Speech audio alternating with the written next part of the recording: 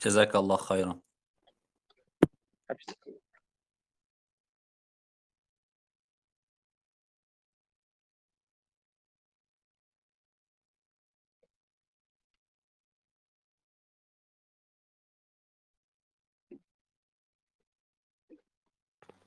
السلام عليكم ورحمة الله وبركاته. وعليكم السلام ورحمة الله وبركاته. سوزين خوبين شيخ إن شاء الله. حفظك الله الحمد لله خوبی. یک کمی معلومات درباره علی ابن المدنی اگه معلومات دارین شیخ؟ گشته یک بار دیگر پرسید. علی ابن المدنی.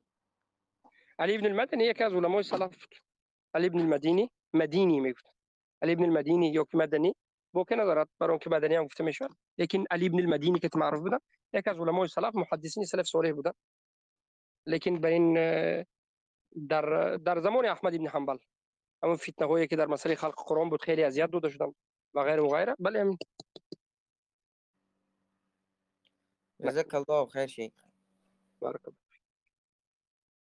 يحيى بن معين، علي بن المديني، عقيلي، اینها علمای علم رجال محدثین و اینچنین و غیره مشهور است.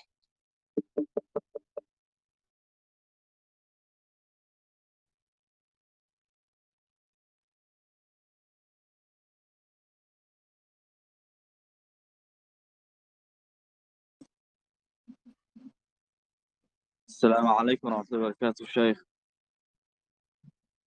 علیکم السلام و رحمت الله وبرکاته.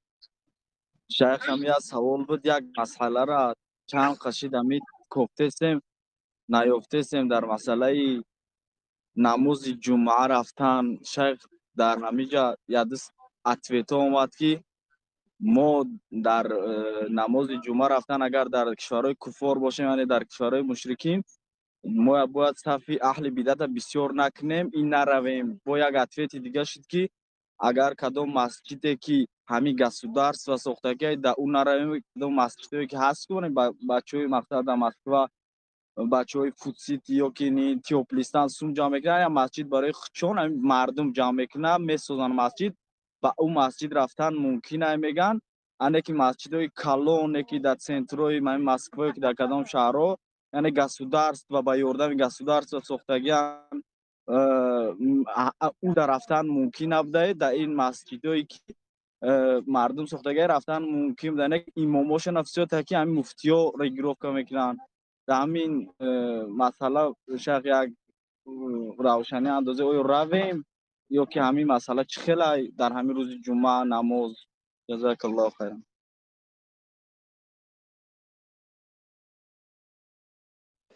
بارک الله فیکم برادر عزیزم. بله من مقصد شما را فهمیدم. در حقیقت سوال خیلی زیبا کرده دادید.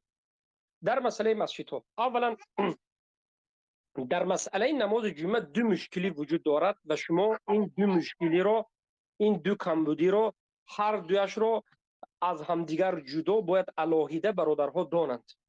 یکی مشکلی مسجد است، زیرا که ما دو نمود مسجد داریم، مسجدی که برای الله است و مسجدی که زیرار است. مسجدی که به خاطر الله سبحانه و تعالی پوشیده شده است و در درونش ضرر به مسلمان ها رسانیدن و این به شدگی نیست و مسجد زیرار نیست، این خیلی مسجد می روید. حالا گپ درباره امام نرفته شده است، فقط مسجد برفته شده است و مسجدی که مسجد زیرار است این به نمی روید اگرچه این امامش بهترین باشد، امامش علامه اهل سنت باشد، خود مسجد را طاغوتا پوشیده برای فتنه اندازی در بین مسلمان ها و تفریقه و این آن نمی روید به این چخیلی که در زمان پیامبر صلی الله علیه و سلم شد. این حال در باب فقط مسجد. قسم دوم مسئله امام ها است. مسجد های هست که امامش اهل سنت است و مسجد های هست که امامش اهل شرک و کفر و ضلالت است.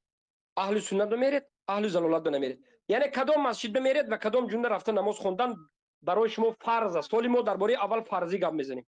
یعنی کدام وقت نماز جمعه برای شما فرض است، اگر نروید در حقیقت به گناه بزرگ گرفتار میشید. مسجد طاغوتا نپوشیده باشد، مسجد زیرار نباشد، یک امام اهل سنت و الجماعت باشد. شما یک جا زندگی میکنید که مسجد زیرار نیست، امام هم اهل سنت است، انا اینجا به رفتن نماز خواندن واجب است. باید در این جماعت حتی 5 وقته نماز رفته خوندن اگر گید اطراش باشد این فرض است. 5 وقته نماز هم واجب است قول راجح. نماز جمعه فرض است، اینجا باید روید. اما یک دویم نمودی مسجد است، مسجد زیرار است، مسجد طاغوت پختگی، در درونش تفریقه و فتنه و اینان. درون این مسجد به اصلا رفتن شما درست نیست، الله من کرده است. مسجد زیرار با مانند اینکه مسجد پوتین است و مسجد استالین و لنین و این خوب است هم به خودش مسجد دارد، یا با مانند اینکه طاغوت تاجیکستان به خودش مسجد ساخته است. مسجدی که به نزدیکی اون ساختند، در درونش اینها فقط چی میکنند؟ کانستیتوسیون خودشون ضد مسلمان ها تفریقه و فتنه میکنند. این خیلی مسجد به در اومدن درست نیست، حتی اگر امامش اهل سنت باشد. مسجد پوتین پشتگی به یک مشهور امام اهل سنت آورده موند نمیره، برای که مقصد اونها خطرناک است. اونها به واسطه همین امام اویسوس شما را گمراه میکنند، ضرر است. این مسئله این دویم نمودی مسجد است، مسجد و امام. علما هم مسجد هم امام گفته است. سوم نمودی مسجدی که خودی مردم ساختند، مثلا در بازار است، در مرکز است، خیلی که شما گفتید در این بازارها است. مسجد خوب است، خودی مردم پوشیدند، مسجد طاغوتی نیست، ولی امامش اشعری یا ماتریدی یا صوفی است. نماز خونده شما ببینید، مسجد به رفتن مشکل ندارد، به این مسجد در آمدن مشکل ندارد، نماز خوندن مشکل ندارد، اگر خودتون خونید بوکه ندارد، جماعت کتی بوکه ندارد. زیرا که مسجد پوتین به رفته جماعت کردن خودتون موحدین در آمدن درست نیست، دو رکعت نماز نفل خوندن درست نیست. مسجدا ضرارا فتح الله سبحانه و تعالی بیان کرد و ارصاد لمن حارب الله و رسوله. اما این مسجد مردم پوشیده، این مسجد مردم است، مسجد طاغوتی نیست، میدارید نماز میخونید بوکه ندارد. اما از پشت اشعری، ماتریدی، صوفی، قبوری نماز خوندن درست نیست. کسی که الله در بالا بودنش این کار میکند نماز شما باطل است. هر کسی که الله در بالا بودنش، در بالای عرش بودنش این کار میکند کافر است. در بالا بودن این کار که کافر است. از پشت این نماز خوندگی شما باطل است. والعیاذ بالله نماز باطل است. برای همین چیکار میکنید؟ انا این چنین مسجد به نروید هم نمیشود، به خاطر فتنه نشدن، به خاطر شما بی نماز نبرآوردن، به خاطر شما تکفیری نگفتن، به خاطر شما به ضرر نرسیدن. انا این مسجدی که مردم ساختگیند، مثلا سنترهای بازار اینو اون باز میرید نماز میخونید همراهی مردم، اما گشته با اعاده میکنید. گشته اعاده یعنی گشته با نمازتون میخونید، برای که نماز شما نماز نشد. اما چرا میروید؟ به خاطر اینکه شما را لقب تکفیری برآورده یا به شما ضرر رسونده، شما فروخته، این اون نکن. اما اگر شما نروید هم به شما ضرر نرسد، شما به لقب اینو اون نگذارند، به نماز اینو اون نگویند، نروید، به شما ضرر نرسد، نروید. بارک الله فیکم رضا. امیدوارم که فهمیدید برادر.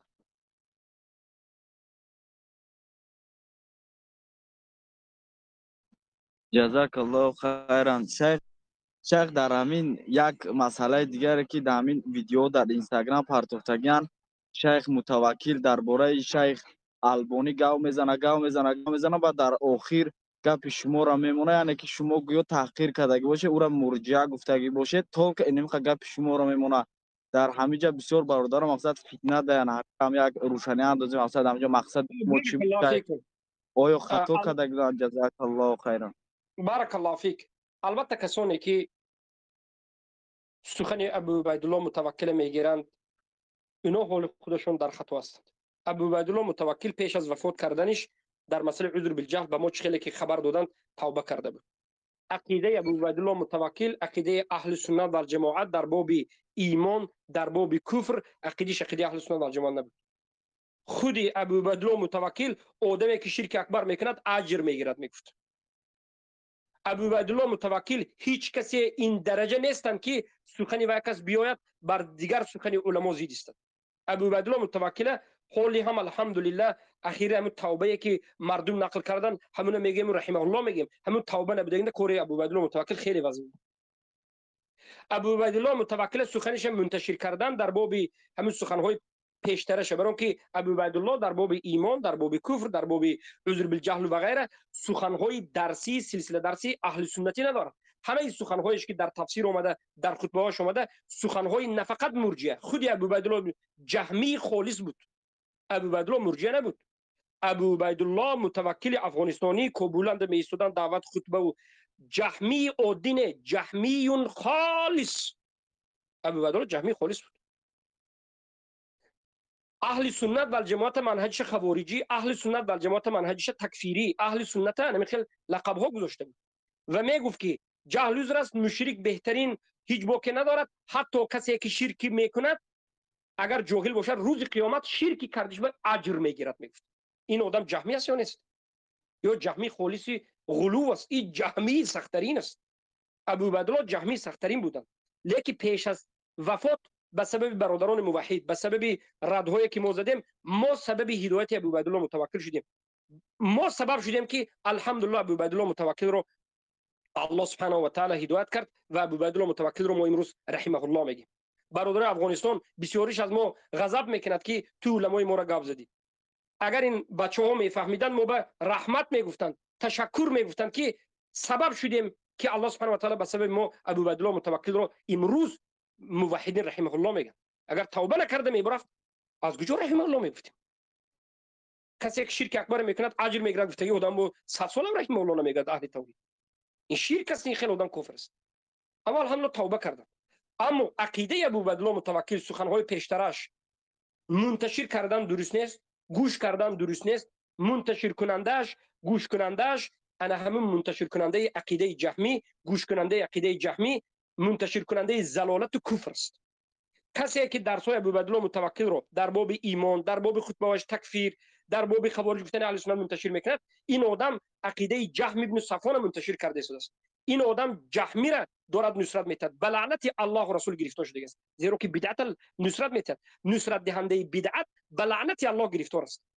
خیلی که پیامبر میگن در روایت حدیثه آمده است که از علی رضی الله عنه روایت است، اصل در صحیح مسلم است، بدون مد روایت است. یکیش درباره نصرت دادن اهل بدعت در مدینه، یکیش مطلق. پیامبر صلی الله علیه و سلم میگن لعن الله من لعن والدی، لعن الله من اوى محدثا، لعن الله من غیر منار الارض، لعن الله من لعن والدی. یعنی الله لعنت کند کسی را که اهل بدعت رو نصرت میدهد. این پیامبر گفتن لعنت الله بر کسانی که در پهلوی اهل بدعت هستند، لعنت الله بر کسانی که اهل بدعت نصرت میدهند. عقیده ابو عبیدالله متوکل پیش از توبه کردن عقیده جهمیگی، نه فقط همتون بدعت عادی، بدعت مکفره بود. انا همین امروز منتشر کردن، انا همون حجت گرفتن. این نصرت دادن بدعت، نصرت دادن جهم ابن صفوان، و این آدم البته به لعنت الله و رسول گرفتار است. همین خیلی نصرت دهنده. ثانیا سخن ابو عبیدالله متوکل در همون اساس عقیده جهمیه که ابو عبیدالله متوکل داشتند پیش از توبه کردن در باب کی است؟ البانی است. بسیار جهمی ها البانی گفته از البانی یک بت تراشیدند. البانی یک علمای معاصر است. ما عقیده داریم، ما منهج داریم که قرآن و سنت به فهم سلف این امت. هر کسی که سخنش موافق سلف صالح باشد قبول است، مخالف سلف صالح باشد قبول نیست. کفر کرده باشد کافر است، ارجاع کرده باشد مرجع است، جهمی کرده باشد جهمی است. البانی از این قاعده بیرون نیست. ربیع ابن هادی المدخلی هم از این قاعده بیرون نیست. ابن عثیمین ابن باز هم از این قاعده بیرون نیست. ما طالب علم ها ما هم از این قاعده بیرون نیستیم. هر کسی که در فهم قرآن و سنت مخالفت به فهم سلفی صالح کرد، خواه ما خواه دیگر کسی نباشد و دیگر همه علمایی که در اسلام هستند خطا کردن، خطا است. چی مشکلی داره؟ خواه علمای نجد باشند، خواه ابن تیمیه رحمه الله باشند. اما ما علما رو یک چیز سنجیده دیده برآمدیم. اولا این چیزی که درباره البانی گفته شده سخنی من نیست، این سخنی جدیدی من نیست. حالا در الحمدلله شیخ ایمن الانقری درباره ارجاع مرجئه بودن البانی گفت زده است. عبدالله جربو شیخونه عبدالله جربو گفت زده است. خودی فوزانه که جهمی ها فوزان گفته خودش میکشد، همین امامشون فوزان البانی را مرجع میگه. این گپی کمترین است، همه گپی نغز. من ولی به شما برادر ازم با یک بار دیگر نقص کرده فهمونم. از همه گپی به آدابترین، به اخلاقترین، از همه گپی درجه پسترین، نغزترین این مرجعه. قسم دیگر هستن. قول دوم البانی را جهمی میگن، البانی را از قول سوم غلات جهمی میگن. علما میگن، من نه. لیکن ما از سبب اینکه آداب و اخلاق را از علما گرفتیم و علما ما را نصیحت کردند که سه قول علما درباره یک کس، یک عالم یا داشته باشد، سبکترینش رو تو بگیر، ما سبکترینش رو گرفتیم. ما از این سه قولی که درباره البانی است که البانی مرجع، یک قول دیگر جهمی، یک قول دیگر غلات جهمی، من از همه سبکترینش گرفتم. توبه البانی که در مسئله عذر بالجهل صوفیه بهترین آدم گفتگیش، صوفی وقتی برادری کرده، امام ماندگیش، اهل سنت خوارج گفتگیش، محمد ابن عبدالوهاب تکفیری گفتگیش، بربهار تکفیری گفتگیشه، ما گفتیم که توبه از شیخ خطا نکم صالح بود، شیخ صالح آل شیخ و غیره بحث مناظره شده، توبه کردگیشه گفتیم ما قبول کردیم. بسیار آدم میگه که این توبهش دروغ است، میگه توبهش ثابت نیست، میگه کافرش میگه. این به چی میگه؟ این گپ من نگفتم که آخر این سخن مشهور است. چقدر که درباره البانی گپ اینا زیاد کند، همون قدر البانی مردم میشناسد. بگذار مردم شناسد. این تهمتی که به سر ما یک چند سال از کرده ایستادن، ما الحمدلله یگان جای پنهانی نداریم، یگان جای ترس نداریم. من همین روز خواهیتون در درون گروه 10 کتاب درباره البانی میگذارم، روح پوهی همه میپرد، بعد یک تا آدم نمیموند، همه حکمش میبرند. لیکن ما نکردیم که میکنه. ما با آداب اخلاق کار کردیم، سبکترین قول گرفتیم، عادلترینش گرفتیم، ایستادیم. کتاب نوشته شده است 1000 صفحه، هر یک سخن البانی از کجا چی گفتگی است گرفتگی است. ایمن الانقری، انا من حاضر برادرهایی که طالب علم هستید در یوتیوب زنید ایمن الانقری رد علی الالبانی نویسید، یا که ایمن الانقری اثبات و ارجاء الالبانی نویسید، می برادر من نام. من یک مش دیدم، چند حلقه بود، 3 حلقه والله الان دیدم. شیخ ایمن الانقری معروف است عقیدش. و غیر از این علما کتاب نوشتن در باره البانی. البانی یکی از علمایی که در باب عقیده، بله در باب علم حدیث خیلی حدیث ها را صحیح و ضعیف گفته، در باب علم حدیث هم ضعیف بوده است. خیلی علمای محدثین ضعیف گفتن، رد کردن. خیلی حدیث های صحیح ضعیف گفته، خیلی ضعیف صحیح گفته. البانی در باب عقیده در منهج اهل سنت و الجماعت در بسیار مسائل نیست.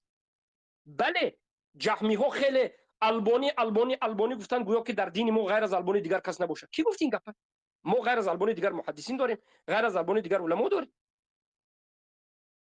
در باب عقیده رسوا کرده است همه جانبی اهل سنت و الجماعت. برای ما باید گفته شود، این یگان جای پنهانیش نیست. ما طالب علمان اهل سنت و الجماعت حجت به البانی نداریم. ما طالب علمان اهل سنت و الجماعت اصلا حجت به البانی نداریم. از نظر اینکه غیر از البانی گویا که البانی نباشد دین فهمیده نشد، این گپ نیست. خود همین سلفی ها میگه که عالمی که بدون استاد خوندگی است این عالم گمراه میشد. مرحمت البانی در کدام نزد کدام استاد خوندگی است؟ همین مدخلی ها میگه خودش. مدخلی ها منهج قبول داره که باید انسان از مشایخ درس گیرد. البانی از کدام مشایخ درس گرفته است؟ علم حدیث از کدام مشایخ درس گرفت؟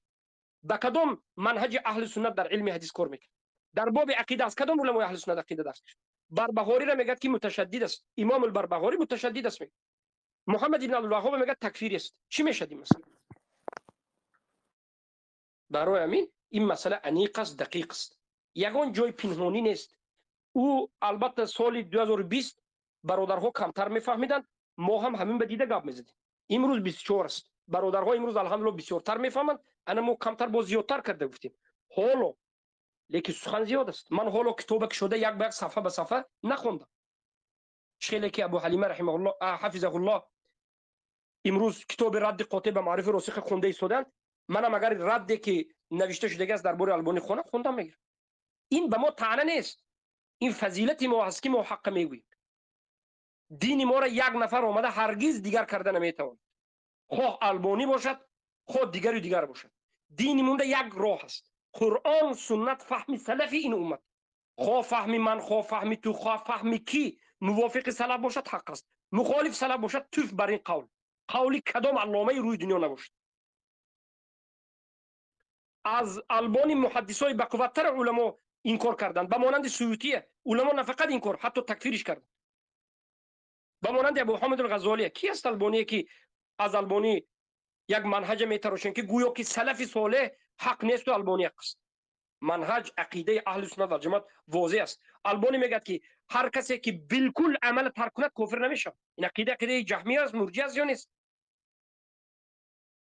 بالاخره علمای سخنش دارید، کتاب هایی که در باب اربانی است دارید، گیرید خونید. اگر این جهمی ها همچنین کردن گیرند، ما هم خاموش نمیستیم. یک تا یک کتاب ما پرتستان میگیریم، کتاب برادر خوندن دیدم میگیرید، سخنهای علما رو پرتستان میگیرید، همه شما آشکار شدن میگیرید. الحمدلله با آشکارتر میشید، با ما یک مشکل نداره. بارک الله فیک. جزاک الله خیرا. شیخ سوال آخران همین سوال دادنش درسته والله علم. شیخ همین در مکه یا که مدینه رویم زیارت خانه که یا که وای امامش طاقتی نماز رو ادا کنیم یا که نه شیخ؟ جزاک الله خیرا. البته بارک الله فیک امام ها اینجا گوناگون هستند، لیکن بعضش که آشکار و واضح ترامپ امیر المؤمنین است، ترامپ بر این آدم خوب نیست و آن و طاغوت‌ها را سخت اسنسو میکند و اهل سنت چی میکند. البته نماز یادم میاد. بارک الله فیک.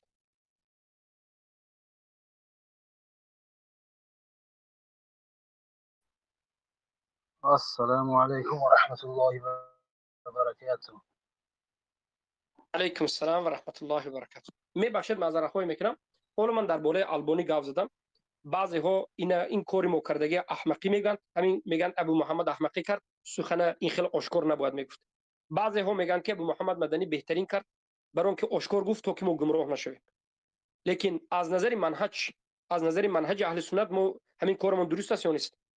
والله اگر برادران تاجیکستانی ما، برادرانی که از افغانستان هستن، تاجیکستان، یعنی موحدینی که به زبان فارسی ما را گوش میکنن، در توحید علم می داشتند، یعنی تفصیلا در نظر دارم، برادران موحدی ما همه به علم منهجی می بودند، از شبهات خودشون جدا کرده می توانستند و کتابخوانی های خوب، عربی ها خوب بودند و غیر از من با یک ده ها طالب علم اهل سنت و جماعت دیگر می بود، غیر از ما 4 5 نفر برادر و ده ها طالب علم دیگر اهل سنت و جماعت می بود. برادر عزیزان، والله در اون وقت این کاری ما کرده خطا بود، برای اون که همه میفهمید، همه خودش میفهمید. در اون وقت در حقیقت این کار نکنیم بهتر بود، برای که همه فهمیدگی است. یک چیزی همه فهمیده را گشته و برگشته برآورده در اساس این تراش و ترچ کردن درست نیست. اما وقتی که حالت چنین نیست، وقتی که حالت برعکس است، وقتی که مردم ما 70 سال در زیر مستملکه این یهود و نصرانی نه، در زیر مستملکه ملحدین بود که تمام ادیان نابود کرد. البته که این ملحدین خودش اصلش یهود بود، این یهودی ملحدین آمدن تمام این منطقه مسلمان نشین را به الحاد وادار کردند و ما نو از این الحاد 10-20 سال است که برآمده ایستاده است مردم. و در این وقت که مردم باید حق فهمد، آورده با به سر این مردم دیگر مذاهب، دیگر قولها را، جهمی پرستی را زنده میکنند. منهج سلف صالح زنده شدن نمیمانند، منهج سلف صالح گم میکنند که اهل سنت و جماعت عقیدهشون گم میکنند که چی؟ قرآن و سنت فهمی سلف صالح، قرآن و سنت به فهم سلف این امت گم میکنند. در این حالت من مجبور هستم، نه فقط مجبور هستم، مسئول هستم و به سر من فرض است که من انیق و دقیق به این برادرها هم صحبت کنم. چرا؟ برای که این برادرها هم در کوفتکوف هستند، این برادرها و خواهرها در کوفتکوف حق هستند، حیرت زده هستند، بیزار از حیرت زدگی شده است. مرا گنده میبیند یا نغز میبیند در اینجا مهم نیست، من مشهور میشوم یا نمیشوم در این حالت مهم نیست، آبروی من بلند میشود یا پس میشود در این حالت مهم نیست. در این حالت من باید انیق، دقیق منهج اهل سنت و جماعت را، یگانه مقصدی من باید دفاع منهج اهل سنت باشه. هر چیزی که پیش منهج اهل سنت میگرد من باید بیان بکنم که نه نمیشه. برای چی؟ برای اینکه از ملحدی مردم 10-20 سال شد، 30 سال شد برآمدند، از یک طرف صوفی، از یک طرف حزبی، از یک طرف رافضی، از یک طرف جهمی و از طرف دیگر اهل سنت و جماعت. غریب است و این روز نیست که من بازی کنم، این روز نیست که من آبروی خودم پیش از همه مونم، این روز نیست که بگم که مرا مردم گنده میبیند برای همین نمیگویم. امروز روزی است که من باید انیق و دقیق بگویم، زیرا که این سرشوی منهج است، آشکارشوی منهج و سرشوی منهج در تاجیکستان است. اما آشکار گپ نزنیم چی میشه؟ عقیده ما آشکار است. برای همین ما انیق و دقیق گپ میزنیم تا که عقیده واضح شود و رود. بله از سبب این انیق دقیق گپ زدن ها برای ما چقدر مصیبت ها میاد، چقدر بعضی ها طعنه میزنن، دروغ میگن، تحقیر میکنن، لیکن طعنه دروغ تحقیر اینها در نزد حق هیچ چیزی نیست. برادرها و خواهرهایی که حق میفهمند انا اینها برای ما مهم هستند. وقتی که ما سخن میکنیم به مانند جهمی ها پنهانی سخن نمیکنیم. عقیده ما پنهانی نیست برادر. ما درسای خاص پنهانی نداریم که پنهانه دیگر گپ گویم، در بین آشکار مردم دیگر گپ گویم. ما عقیدمون در خودمون، در شما، در بین شما خودمون یک عقیده است، واضح است. ما از عقیدمون نمیترسیم. من از اول میگفتم نمیترسیم، بله مصلحه و مفسده به دیده کار میکنیم. بعضی وقت کمی کمتر، بعضی وقت زیادتر درباره یک کس شما به معلومات میدیم، حالت مردم دیده معلومات میدیم. لیکن بعد از این به شما میگیم که من درباره البانی گپ زدم، شما میگید که ابو محمد ناانصافی کرد، حق گفت، دروغ گفت. مرحمت درآید، کتاب بینید، مرحمت درآید، سخن علما را بینید، گفتگو کنید. با گفت منم با گفت جهمی و اهمیت ندید، درآید. من گفتم که همین خیلی مشکلی دارد. جهمی گفت که نه این علامه زمان آسمان است، والعیاذ بالله. درونی کتاب ببین، علما را ردش ببین، سخن های علما را ببین، بعد از این خودت قضاوت کن. بارک الله فیکم. بله بفرمایید.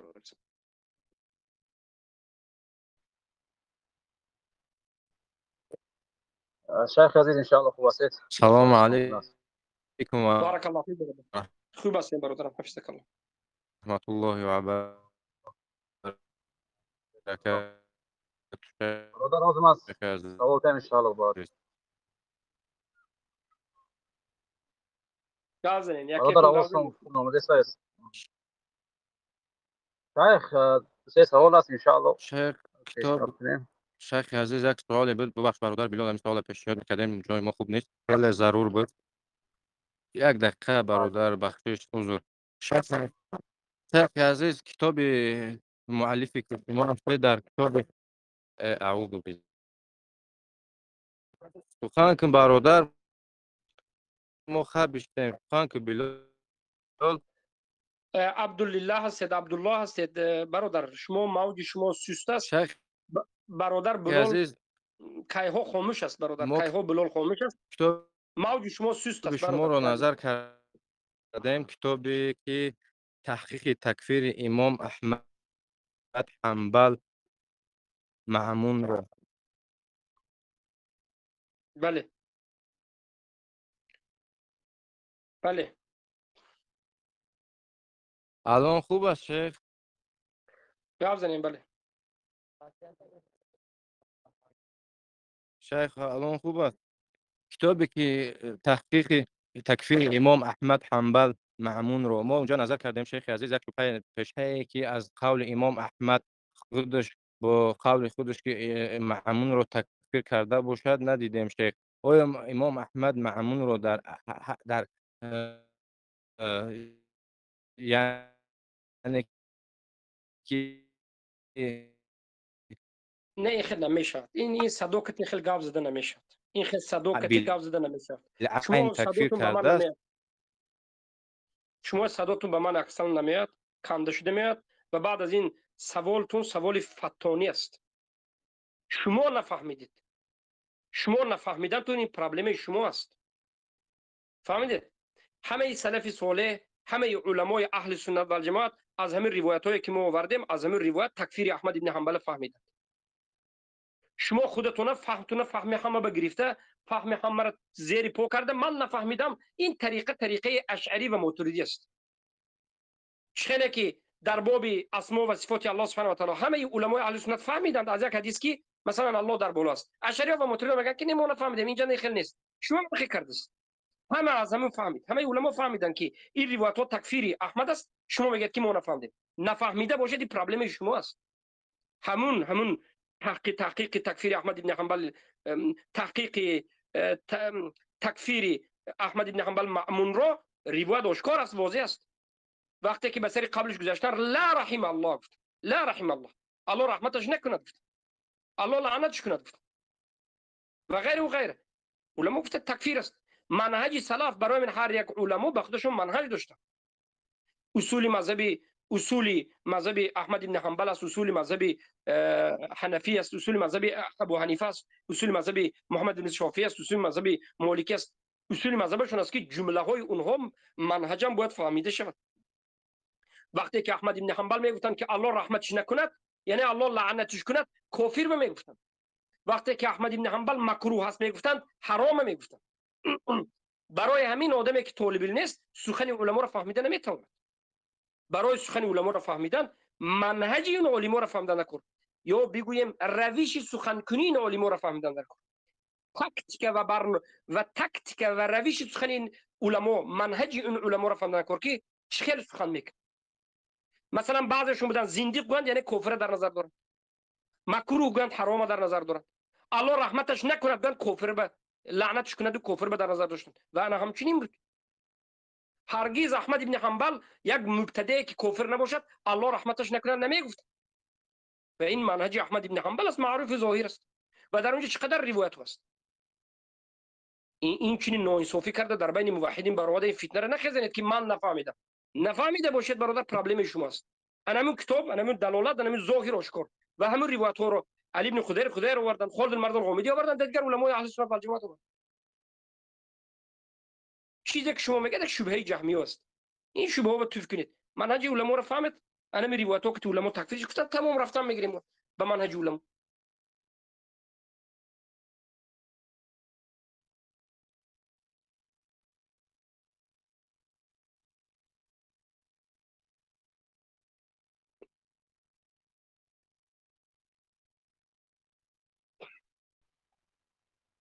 شیخ بار دیگر السلام علیکم و رحمت الله و برکاته. و علیکم السلام و رحمت الله و برکاته. ان شاء الله خوب هستید. الله احسان کنه. الحمدلله بارک الله. شیخ یه سوال بود ان شاء الله.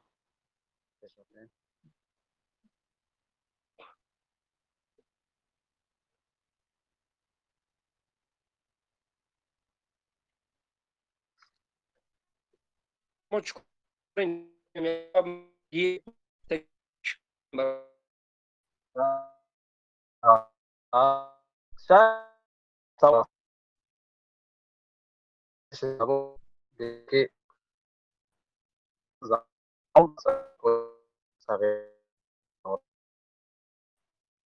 زنها است نو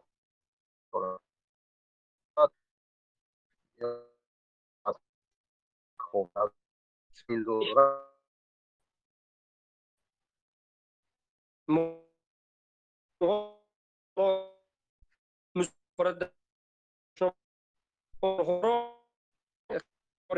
خیلی مشکل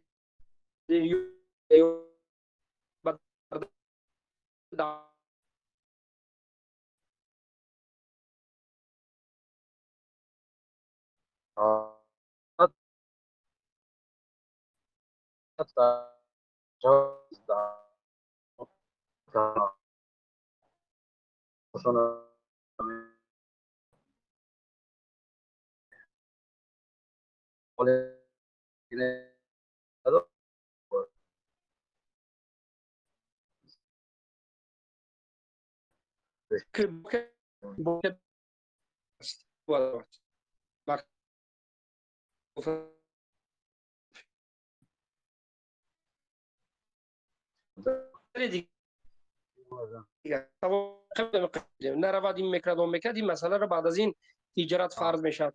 هجرت کرده نتونه دیکروه میشد. این دیگر چیز است. بارک الله.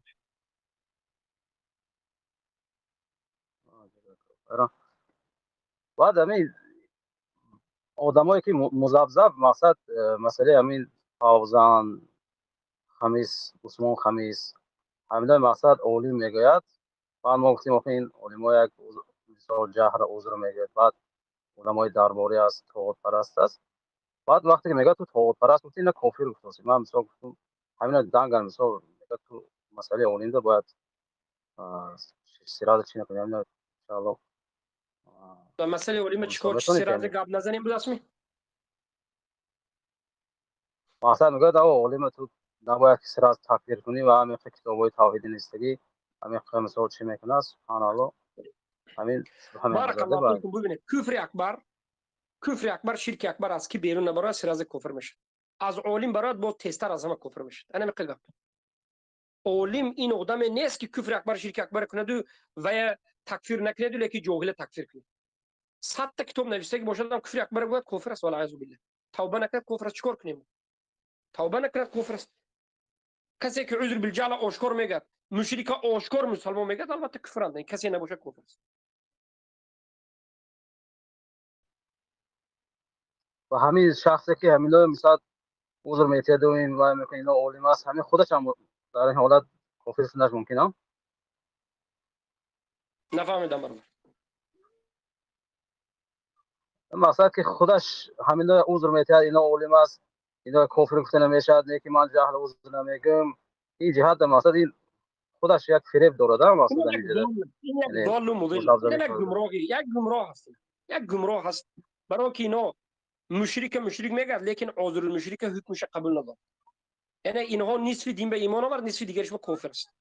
اینا ایمان آورد که جهل عذر نیست. ایمان آورد که هر کسی که شرک کنه مشرک است. اما ایمان نآورد که عذر المشرک کفر است. شکننده اسلامی که من لم یکفر المشرکین او شک فی کون افسح مذهبهم فقط کفر مذهبی سلف که ایمان نداره. این یک ضال و مضل جهمی است.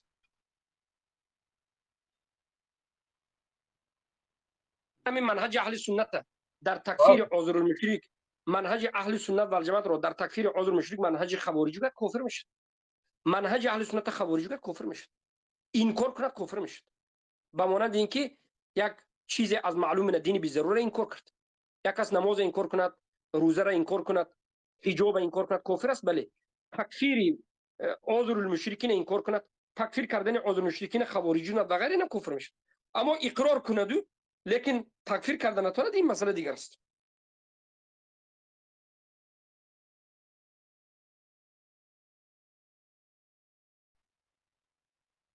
بس شیخ عزیز یک رولی که دیدیم مثلا درباره همون چی یک شیخه نمیدونم چی اون مثلا میگه که مثلا سلام به وقتی که یک دونی که همون کافر می و اهل کتاب می و مشرک می مثلا که السلام علیکم و همین سلام درست یاد بعد درست جواب میگه و وقتی که پیامبر صلی الله علیه و یهودی ها که سلام خطا دادن و خطا جواب دادن همین حالت میگه چیز این ممکن اجتهاد این اجتهاد یک شیخ است بلکه این خیلی نیست بلکه همه علما اشکار واضح گفت.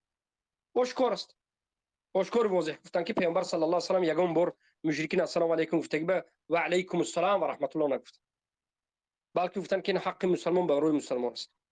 برای من سلف صالح همشون از سخن پیامبر صلی الله علیه و سلم فهمید سلام نتید سلام هم نکنید سلام به کامل هم جواب نتید.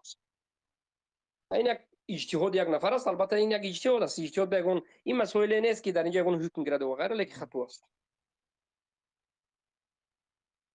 جزاک الله خیرا بعد این مسئله والدین مثلا پدر و مادر که مؤاخذه هاشون نمیدونن که حالی مثال توحید نمیدونن کفر بر توحید ندارن و همونها وقتی که صحبت میکنیم با تلفن مقصد السلام علیکم گفتن جایز است یا وقتی که ما نگفتیم همین چی به تو سلام ندادوسی چی میخنه کراسی مقصد گفتگو میکنن یک ده روی درست شکتی یک روی درست شکتی یک روی دیگر شکتی وکن سلام تید برو این خیلی مسئله که بین مردم نکشید. مردم ما را میدونه چقدر فتان زیاد است. بید مونت بید دم بسری گفتی خودم توجیکو کمتر یک کمی تینشینیم از این فتنه به این فتنه از این فتنه به این فتنه برادر کمی یک سوال جوابم کمتر خصوصیه بعضی اینا یک کمتر اهمیتی چی لازم است برادر. بهترین شیخ الله اسلام کنه بار دیگه جزاک سلام الله خیرا علیکم شیخ عزیز. بارك الله فيك وإياك وعليكم السلام ورحمة الله وبركاته. شیخ محترم سبحان الله من این کتابی که ما خواندیم از سبب بعضی از سبب‌هایی که اینترنت ما ضعیف بود همه شما گفته گذاشتم الحمدلله ما در اونجا گفتیم که شیخ عزیز حتی از قبر گذاشتن سبحان الله همه چیزها را ما هم گفته گذاشتیم اما شبهه بود که والله پیش از این سوال رو برآمدم ما برادرها گفتم که والله این سوال عیب است اما ما به خاطر شبهه رد شما من میبرم شبهه را میکنم برای چی شیخ عزیز او طالب علم هستن که در مدینه منوره در مبین موندن میگه که ایمین از قبل امام احمد حنبل در اینجا ناآمده است. ما همین کتاب شما را میگم مطالعه کردیم و همون خاطر شیخ عزیز در اصل این پرابلم اونا است برادر عزیز. اون نفهمیدنشون پرابلم اونا است. طالب علم است نیست. طالب علم بودن هیچ دیگر نمیکنه. ما دیدیم طالب علمش دیدگیم برو خونده نمیتونه. شیخ عزیز همین او پرابلم بار جزاک دیگر الله. یک لحظه اجازهت گفتم. او پرابلم ویو است. ویو نفهمد من ویو فهمونده نمیتونم. یک چیز یک کس نفهمد من فهمونده نمیتونم. او کوری وی است. این پرابلم وی است. اثر مدخلی ها رسیده است. از این مورد که اثر مدخلی ها رسیده است. منهج بار دیگر میگم طالب علم باشد منهج سخن احمد ابن حنبل حکم احمد ابن حنبل فهمد که چگونه احمد ابن حنبل گپ میزد. طالب علم باشد بیند غیر از من همین گپ کی گفته است. آخر من از زبان نگفتم. بیند علما چی گفته اند. مرحمت بیند جمع کند علما را. من باوری دارم که همین بنا حاضر طالب علم گفته است یا کدوم گفته است علمای اهل سنت که حاضر هستند نمیشناسند. علما اهل سنت که به 4 5 تا چلایه یا که 4 5 تا جهمیه میگن. علما اهل سنت که امروز هستند بعضشون در ترمه و بعضشون آزاد. مرحمت کتابشون هست در این مسئله یکمی که من ننوشتم. صدها کتاب دیگر از کوون یا خوانند اگر طالب علم باشند.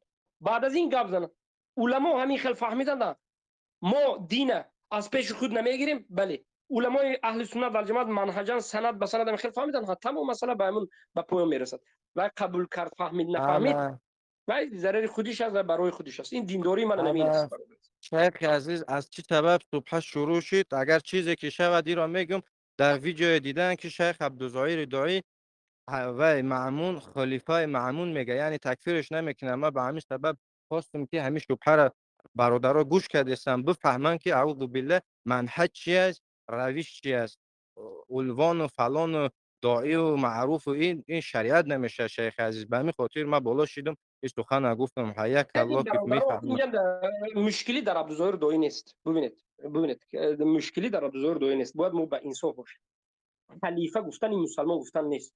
بعض این جوهلای این 4 5 افغان تزپرکی جاهلی که امیرالمومنین گفتن خلیفه گفتن برای امونین آموخته تکفیر نام میگه.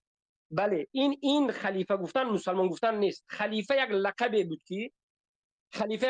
بود که به همه میگذاشتن. البته در اول خلیفه رسول الله گفته ابوبکر و عمر و عثمان علی بود. اما رفته همین کلمه خلیفه نه همچون یک لقبی که یک نامی که در اول به ابوبکر و عمر گذاشته شدگی بود نه، بلکه عوض شد و عرفاً مسلمان ها خلیفه رو به یک پادشاه خلیفه رو نامش گذاشت و این کلمه خلیفه را بسیار علما نه فقط به این مأمون و دیگر به آدمای از این پسترش هم استفاده بردن. خلیفه گفتن لیکن گفتن که دعوای خلیفگی میکرد همین خلیفه میگفت خلیفه که مشهور بود لیکن کفر شرک داشت گفته گپو دارم.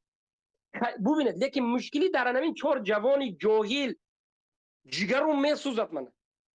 من چی گفته اینو بفهمونم نمیدونم. من در حیرت میمونم که دین در نزد اینو چقدر بی ارزش است. دین چقدر بی ارزش است که همین انا خلیفه گفتم به ما کتاب نوشتیم در درون کتاب همه چیز واضح است. غیر از ما هزارها علما این گپ گفتگی است لیکن از سبب جهالت از سبب بنده شیطان شدن عبدالظاهر داعی خلیفه گفت میرد میگوید میرد مسلمان میشد میرد کفر مسلمان میگه والعیاذ بالله. جهالت همین جند و از جانب دیگر بله کمبودی عبدالظاهر داعی همین است. این به علمی عبدالظاهر داعی است. علم ندارد. برای همین خیلی گپای شوبانو که گفتم میگیره. ما از این طرف دعوت میکنیم توحید به از طرف دیگر وای همون با مذهب تحریکتی گرفته برفته میگیره تمام. لیکن هدایت در دست الله است. الله که خود هدایت میکرد که خود گمراه میکرد. بارک الله فیک. السلام علیکم و رحمت الله و برکاته. شیخ کریم.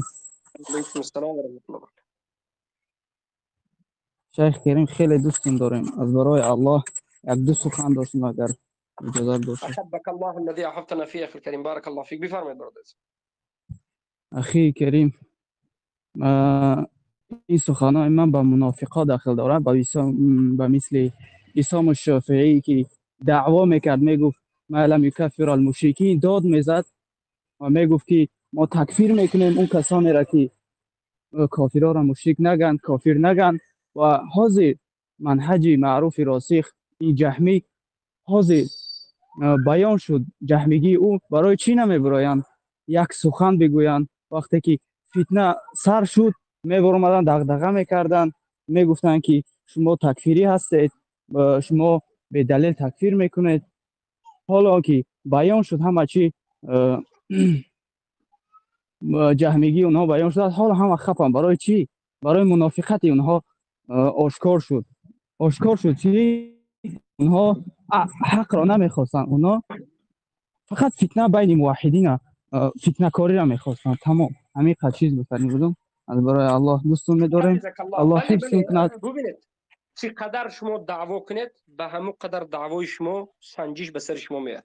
این 4-5 تیز پرکایی که از افغانستان هستند خیلی هم دعواهای بلند کردند، خودشون صادقین این امت، مجاهدین این امت، بهترین این امت، سلفی این امت گرفتند. الله سنجید دعوای بزرگ کردن، الله بزرگ سنجید، خوار و ذلیل شدن. اینا جهمی بیش با نیستند. والله منافقین هستن، با اینا والله منافقین منافق. جهمی کانگرای بیش نیستند.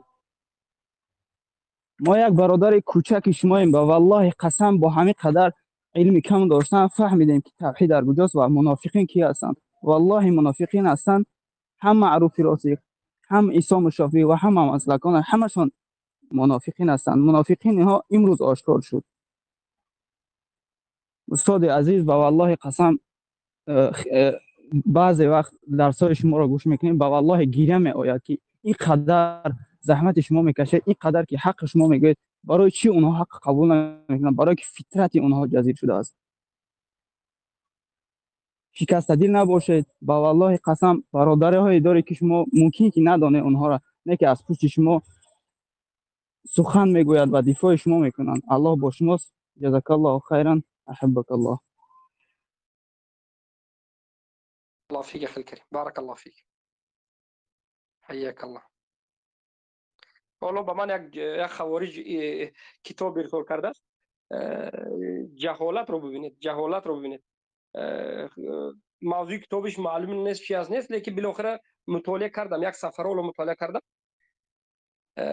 میگه که کسانی که نماز میخونن به بت و نماز میخونن به الله، اینا مشرکینند.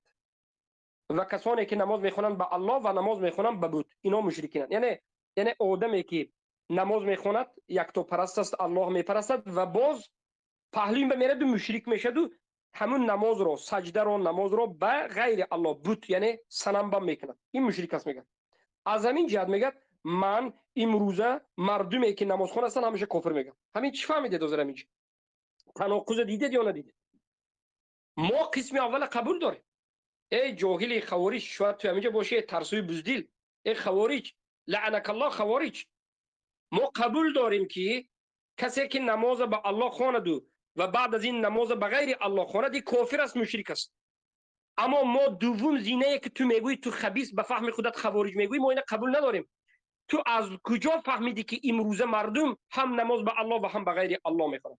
هر یکی مردم تو فهمیدی که نماز به غیر الله میخونن؟ گپ اینجاست. تکفیر شما خوارج ها تکفیر گمانی، تکفیر در اساس ون، تکفیر در اساس گمان، تکفیر بدون یقین است. این میگه که کسی که نماز به الله و غیر الله خواند کافر است، زیرا که هم غیر الله عبادت کرد. بله این قبول است، ما قبول داریم. و بعد از این اومده میگه که امروز در افغانستان یا در تاجیکستان و اینجا همه کافرن. برای چی؟ اینها هم نماز به الله و غیر الله میخوند. از کجا تو فهمیدی که این میلیون ها انسان هم نماز به الله و هم غیر الله میخوانند؟ بله در درون این میلیون ها انسان مشرک است، ما اینو انکار نمیکنیم. اما یک آدم معین، یک قوم، از کجا تو فهمیدی که شرک میکنه؟ یعنی همه اشون. برای همین ما میگیم هر کسی که نمازش رو دیدی تا زمانی که شرکش ندیدی نمازش که مسلمان میگی، شرک اکبر دیدی مشرک میگی. اینا هم قبول ندارن. تکفیر بالعموم میکنه. تکفیر بالعموم میکنه. و تکفیر بالعموم کننده ها رو ما چخیلی گفتیم اینا یک کفار دیگر است. یک کفار دیگر تکفیر بالعموم کننده یک کفار دیگر است. فقط با ترجمه گوگل همچنین کارها را میکنن که حتی خونده اینقدر ترجمهش بد است که علاج این جمله های جمع کردن است. شرمنده ها لااقل کمی جملتون رو پیدا بکنه که چی گفته سیشون. السلام علیکم و رحمت الله و برکاته. شیخ سلام کنم. السلام و رحمت الله و برکاته. شیخ تناقض همین عبدالظاهر که معرفی راسخه کمی بیان کنم. دیروز بس در اون فکرم قرار زیادی شده هست الان کنه. بفرما. عبدالظاهر دوی چی میکند؟ دور کفر بودگی های یعنی تکفیر میکند شیخ، یعنی اعتقاد خوارجی دارد. نه یعنی ببینید این خیلی به این طریق که برادر ازم یا شما گپ میزده باشید انیق و دقیق کنید یا شما به من سوال تید یا یک طرف انتخاب کنید. هم گپ زنید و هم سوال تید نمیشد. یا شما حاضر از من پرسیده سوال گرفتنید و فهمیدنید یا که چیکار کردنید؟ من نفهمیدم برادر. نه یعنی که دور کفر بودگی های بغض ادواتشه، یعنی خودش گفته بود که همون بغض ادواتشه اعلان نکرد. بله من فهمیدم. شما برادر ازم حاضر برآمدید بالا، مقصدتون از من پرسیدن است یا خود شما یک چیز بیان کردن میکنید؟ نه بیان کنم گفتم. بیان کنید. چرا با از من پرسیدید شدید میونی گپ؟ نپرسید. بیان امین است که انیق و دقیق یک چیز در اساس انصاف، در اساس حق، دروغ نگفته، توی من نگفته بیان میکنید. من اینجا دخل نیست. اما اگر از من پرسیدنی باشه سوالت من جواب چی؟ هم بیان و هم سوال این درست نیست برادر. برای که من همین جای سوال شما میدونم. ما برای اهل بدعت که بسیارتر مبارزه میبریم. میگیم که تو سوال تی بیا جواب تی. یا گپ زن. اونها ما رو نه میگه. هم گپ و هم سوال نمیشه. بارک الله. بخشش الله استون. یعنی این کسی که بغض و عداوت اعلان نکند تکفیر میکند و معرفی راسخ در همون ابن عثیمین گفته بود که من این گمان کرده بودم که یعنی چی میکرد در همون پارلمان اشتراک میکند، یعنی این اجازت میدهد یعنی عبدالظاهر دویی کسی که بغض و عداوت اعلان نکند کافر است میگه، یعنی باید راسخ تکفیر کند اینجا، چون که در پارلمان بودگی اجازه داده شده است. آدمی که در اون پارلمان اشتراک میکند یعنی جایز میداند معرفی راسخ و عبدالظاهر دویی تکفیر میکند. خواستم تناقض اینو بیان کنم.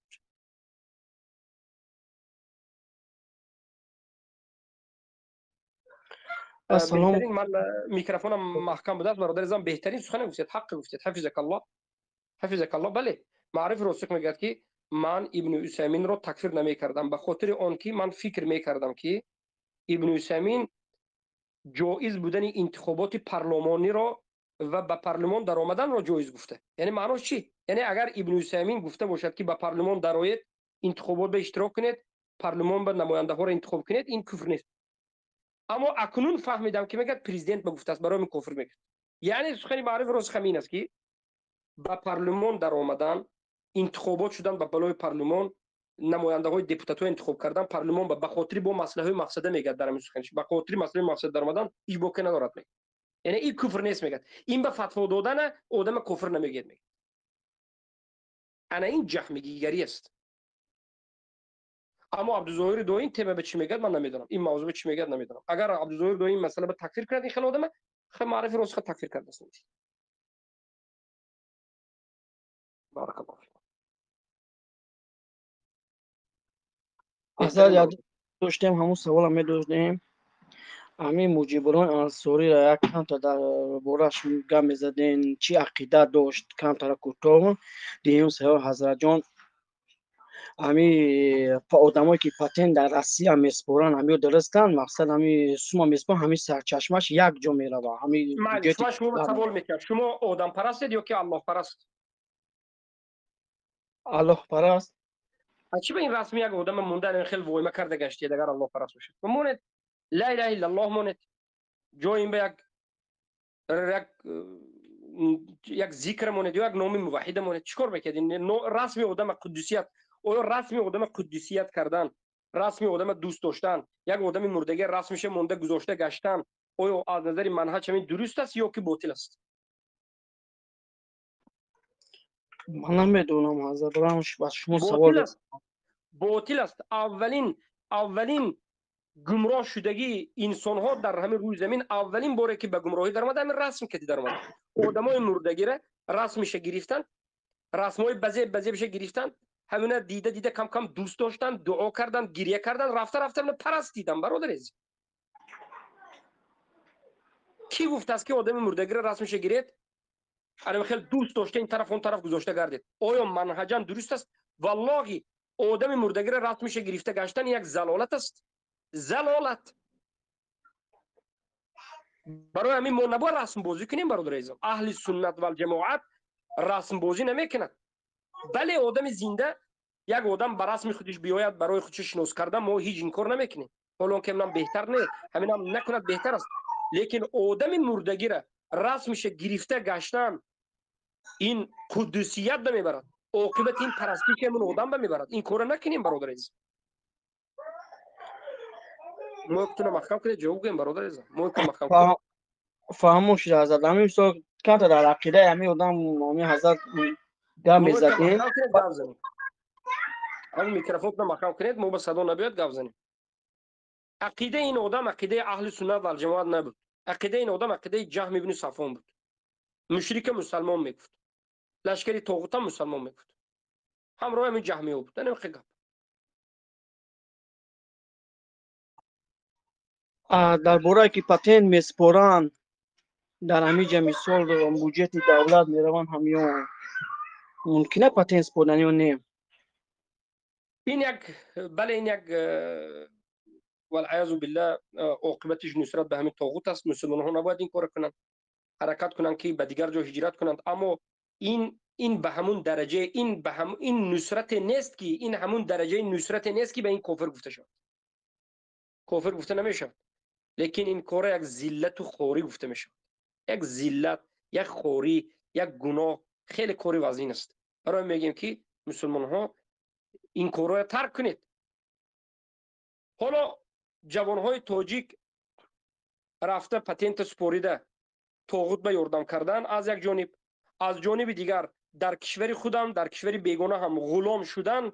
همین کار ترک به قرآن و سنت بازگردید. روید کشور خودتون آزاد، روید یک مسلمان زندگی کنید. لیکن به کدام جوان های سخن میگیم؟ کدام جوان ها گپ تاجیکی را نمیفهمد؟ گپ آگویی به تو تهمت میکنه، میگه تو غی گفتی.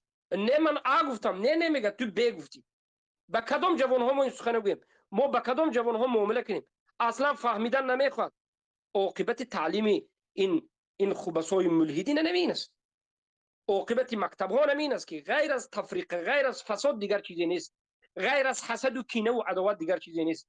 تفریقه که امروز مسلمان های تاجیک دارد من نمیدونم کی دارد. با بعض تاجیک ها، خصوصا من تاجیک های افغانستان میبینم که تاجیک های افغانستان پشتوها را گنده میبیند. پشتو گفته بد میکند. البته این قومگرایی است. پشتو، تاجیک، فارس این خیلی گپان نباید باشد. اما پشتو از نظری همچون یک قبیله همدیگریش دفاع کردن، دستگیری کردن، پشتو بر این آدم های کم میابید. پشتو هیچ وقت یک دیگریش به آتش نمی اندازد. والله اعلم تو جایی که ما دیدیم اندازدم تاجیک بر این پراکنده گندبینی، حتی دو آدم عقیده دار، دو آدم موحد، دو آدم عقیده دار یک جا جمع شده نمیتونه. تاجیک مردم پراکنده تفریقه داره که حتی دو آدمی که یک عقیده دارد، یک فکر دارد، در یک جا جمع شده نمیتونه. از سبب یک درون بد است، من نمیدونم بدبین است، والله من نمیدونم کینه و عداوت دارد به هم دیگرش نمیدونم. برای همین ما خور است، برای همین ما خور و ذلیل است. تاجیک مسلمان برای چه خور و ذلیل است؟ برای که علمای خودش به اعتماد ندارد، طالب علمای اهل سنت به اعتماد ندارد، فقط خودم شوم میگه، به کسی پروا ندارد. امروز یک تاجیک شکمش سیر شود گرسنه را فکر نمی کند، پروای فلکش ندارد. حکومت هم میخیل، مخالف هم میخیل، آدم عادی هم میخیل. همین آدم عادی هم هر یکی ما زندگی ما خوب باشد، آیا ما درباره مردم، درباره آزاد شدن مردم، درباره مسلمانی، درباره دین اسلام فکر میکنیم؟ من نمیبینم هیچ اکثری مردم فکر نمیکنن. برای چی؟ برای که خودخواه فقط غم خود میخورد، تمام است. اما مردم های هستند که همه غم همه را میخورند. مردم های هستند که جوانش، زنش، مردش، خوردش، بزرگش یک فکر عمومی دارد، فکر بزرگ عامه دارد. همه میخواد که غلام نباشد. همه همین فکر دارد. همه میخواد که غلام نباشد. همه میخواد که باید آزاد بنده الله سبحانه و تعالی شده توحید آموخته عمل کند. همه میخواد که سربلند باشد. مردم های هستند که در روی عالم نمیخواهند که آنها پست باشند. در همه جا دستگیری میکنند، همدیگری را به توحید یکجا میشوند. اما مردمی ما چی؟ مدخلی ها برآمد از خوبسا در تاجیکستان باشم، در تمام دنیا باشی، مدخلی تو تاجیک، تو ازبک، تو را فروختن میگیرد، تهمت کرده. حزبی برآمد از خوبسا در تمام دنیا یکمین کسی که میفروشد تاجیک خودش میفروشد. اگر راست باشد عملش، بر دروغ میفروشد. این بندیت. مردم عادی میگد به همیش توف کرده، میگد میرد مردی کاری میکند، غلام میشد، پتنت میتید، میگد تمام زندگی من تینج است. عاقبت این مسلمان چی میشد؟ عاقبت این مردم مسلمان چی میشد؟ به این پراکندگی ما کجا میریم؟ به این پراکندگی ما، همین عاقبت ما غلامی است. حالا هم به نام غلام آزاد، حالا مردم تاجیک به نام غلام آزاد بر این میتوبند. یعنی تو میری باید پول تی هر ماه، اگر پول ندادی تو یا ترمه میشی یا رونده میشی. غلامی از این زیاد میشه. غلامی از این زیاد میشد که تو رو میقپند در یک شهری بیگانه، میگن که تو جنگ میری. یگان آدم نیست که تو را دفاع کنه. یگان آدم نیست که تو بگوید که بیا من دستت میگیرم. تو خودت گفته نمیتونی که من نمیرم، من جنگ نمیرم، من جنگ کردن نمیخوام، این جنگی ما نیست. گفته نمیتونی. غلام نیستیم. مگر ما مسلمانان تاجیکستان غلام شدیم از سبب علما را ترک کردن، از سبب طالب علمای اهل سنت ترک کردن. بله این علمای سو و از سبب باوری کردن به علماء سو، از سبب باوری کردن به این حزبی و مخالف علماء سو غلام شدیم. والله در کجا نروید گستربایتر مسلمان تاجیک است. در کجا نروید سرش خم، میانش بکور، چهرهش خراب سیاه، قاق قطرمه، هیچ کس او را نظرش نمیگیرد. بیچاره با همین برادر مسلمان تاجیک است. این مردم، این مسلمان ها، تا زمانی که ما به قرآن و سنت چنگ نزنیم، به طالب علمان اهل سنت یک جا نشویم، ما نمیخیل خار و ذلیل میمونیم. این روز حالی بد نیست، از اینم بدتر میشویم. انا مرحمت، من این سخن سال 2020 21 میگفتم که حالی از اینم بدتر میشویم. اگر ما به قرآن و سنت نبید از اینم بدتر میشویم. بعضی ها میگفتن که تو پیشگویی میکنی. نه، پیشگویی نیست. غضب الله به همچنین مسلمان های است که به نام مسلمان است، خودش مسلمان میگه، پروای دین ندارد، غمی مسلمان نمیخورد، آزادی و به قرآن و سنت زندگی کردن فکر نمیکند. این خیلی مسلمان است که غلام است. مسلمان غلام شدنش ناممکن است. مسلمان سرخم کردنش ناممکن است. مسلمان بر این مرد وجود نداشتنش در کن. زنی مسلمان از دیگر مردو بلندتر باید باشد. ولی کجاست مردی مسلمان؟ جگرها خون میشد وقتی که این مردم مسلمان رو میبینی. قومم خودش رو مسلمان میگه، جگرم خون میشد که من بیا یک کار کنیم سربلند باشیم مسلمان ها، یک کار کنیم آزاد به قرآن و سنت زندگی کنیم. نه، همه به غلامی راضی است، به غلامی فخر میکنند. مردمی که به غلامی فخر کرد، این مردم دیگر هرگز آورده نمیشود. به حق، به حق گرایی، به حق طلبی، به زنده شدن. این چی مصیبت است. من امروز این از اخبار جنگی که در روسیه و در اوکراین شده ایستادیست با خبره. روسا هجوم کرد به اوکراین، اینا زد اونا زد. مشکل اینجاست که تاجیکایی که در روسیه هستند، حالا در کوروکس است چی است، یک ولایتی که است، حالا فراموش کردم، کوروکسکی اوبلاست، ولایت کوروکس، در همینجا تاجیکا را گرفتند. مثلا نمیدونم 20 نفر 30 نفر 100 نفر تاجیک از تاجیکستان است. آنها را حالا مجبوراً به جنگ برده شدند. این فقط نه در اونجا، در بسیار جای تاجیکستان تاجیکا رو به جنگ برده شدند.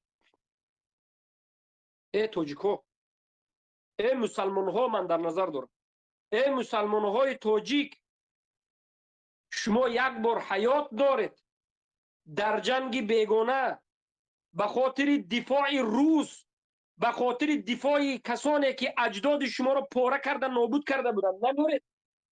به خاطر کفار، به خاطر طاغوت نمورید، به خاطر کسانی که شما را عزتتون نابود کردند، پاره پاره تون کردند، ملحد کردند اجداد شما را. به این خاطر نمورید، آزاد باشید و غلام نشوید. نخواد شکم به خاطر پول شما رفته بالاخره جنگ به در اومده بروید. من حیرانم، باور کنید من باوریم نمیاد که خیلی حادثه شده ایستاده است. مردم ما در حقیقت در یک مصیبت بزرگ وجود دارد. همه این مصیبت اصل و اساسش به معرفتی در دین است. در دنیا نه. بچه های توجیک، مسلمان های توجیک من خیلی خوب دیدم که درباره دنیا معلومات زیاد دارد. همیش استا هست، همیش کارگر است، همیش مشقت طلب است. همه جوان های مسلمان توجیک به صبر است، اکثرش به صبر و به کار و به فعالیت و همیش قریب که دو سه زبان میداند، علم هم دارد. مشکلی در نآموختن علم دین است، زیرا که همین علم دین آدم از غلامی بیرون میکند. اما افسوس که از یک طرف حکومت، از یک طرف این جوانهای مسلمان توجیک دو کسه شاید نگاه کنند. یک طرف علما و سوی طاغوت، علما و طاغوتی را نگاه میکنند، علمای حکومتی. از یک طرف دیگر علمای حزبی به نام طالب علم، علمای دام الله، سید نوسی سرافشانی، یکی دام الله های حزبی ها. این خوب است.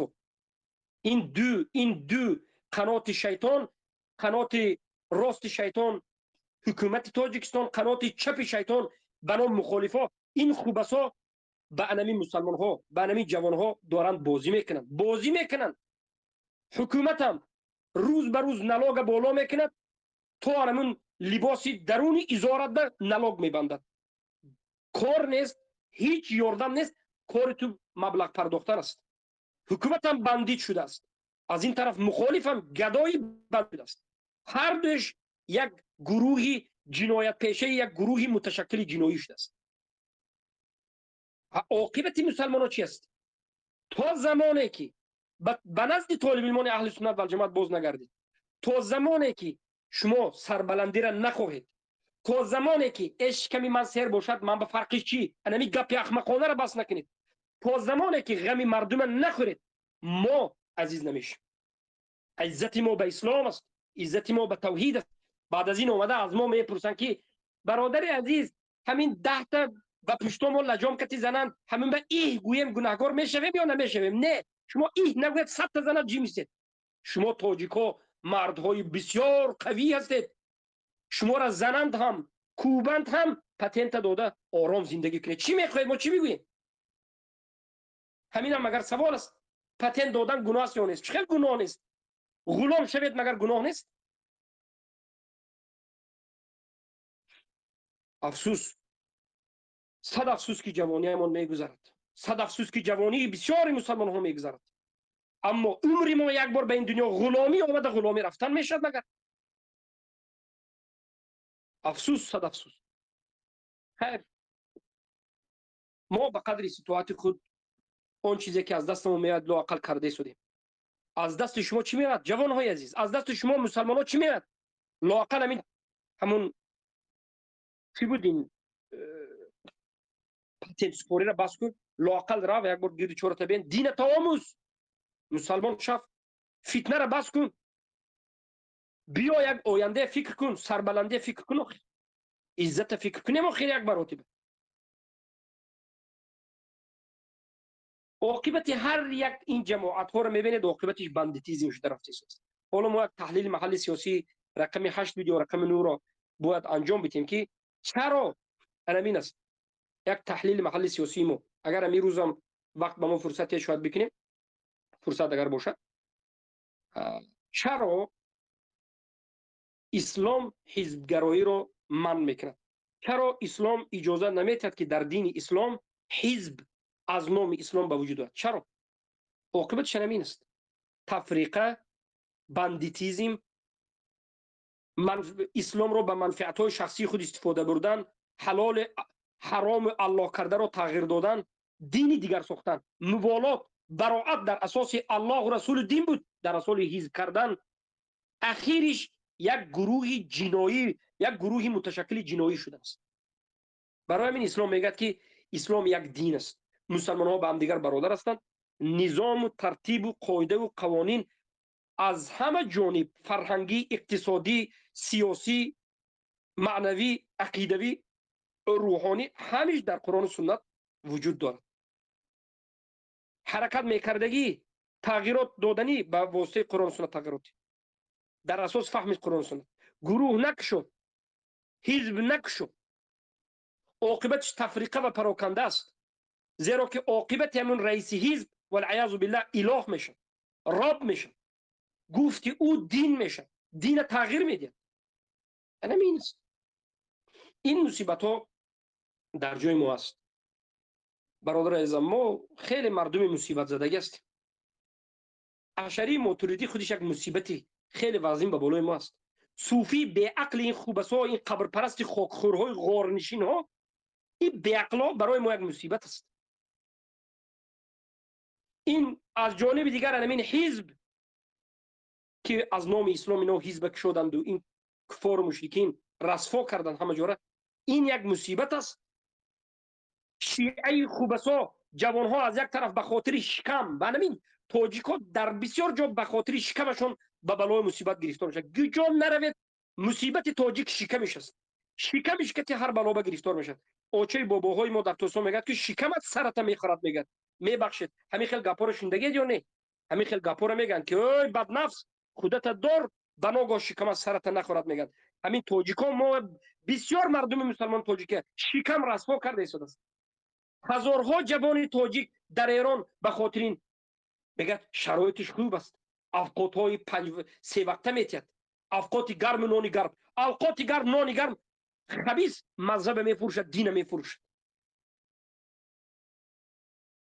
هزارها یا میلیون جوان ما مسلمان ها در روسیه میگه پتنت هم بوکه ندارد، اینا موی زنت هم بوکه ندارد، ما کار کرده شدیم، تینجیم، امانیم، هر یک هفته به یک بار زنت هیچ گپ نیست، مرمدن عاقبتی ما حق داریم که سربلند باشیم، ما حق داریم در این روی دنیا زندگی کنیم، ما حق داریم که آزادانه الله رب العالمین را عبادت کنیم. این حق از ما هیچ کسی گرفته نمیتواند. ای مردم، چرا ما به غلامی آماده شدیم؟ ما چرا به غلامی راضی شدیم؟ این مصیبت است. این مصیبت ها سبب شد که ما مصیبت کشیدیم. ما از این مصیبت زود برآمده نمیتوانیم. سبب پراکندگی ما هم مصیبت های ما است. ما باید این مصیبت علاجش یافته باشیم. این مصیبت علاجش عقیده است. یکتا شدن ما در اساس عقیده است، در اساس توحید است. این اختلاف ها، پراکندگی ها، نابود شدن در اساس توحید است. بیایید در اساس توحید یک جا شویم.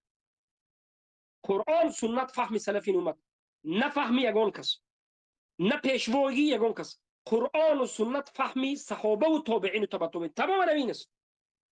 چیزی که گفتن میگوییم، چیزی که اعتقاد کردن اعتقاد میکنیم، چی کاری که کردن میکنیم. تمام.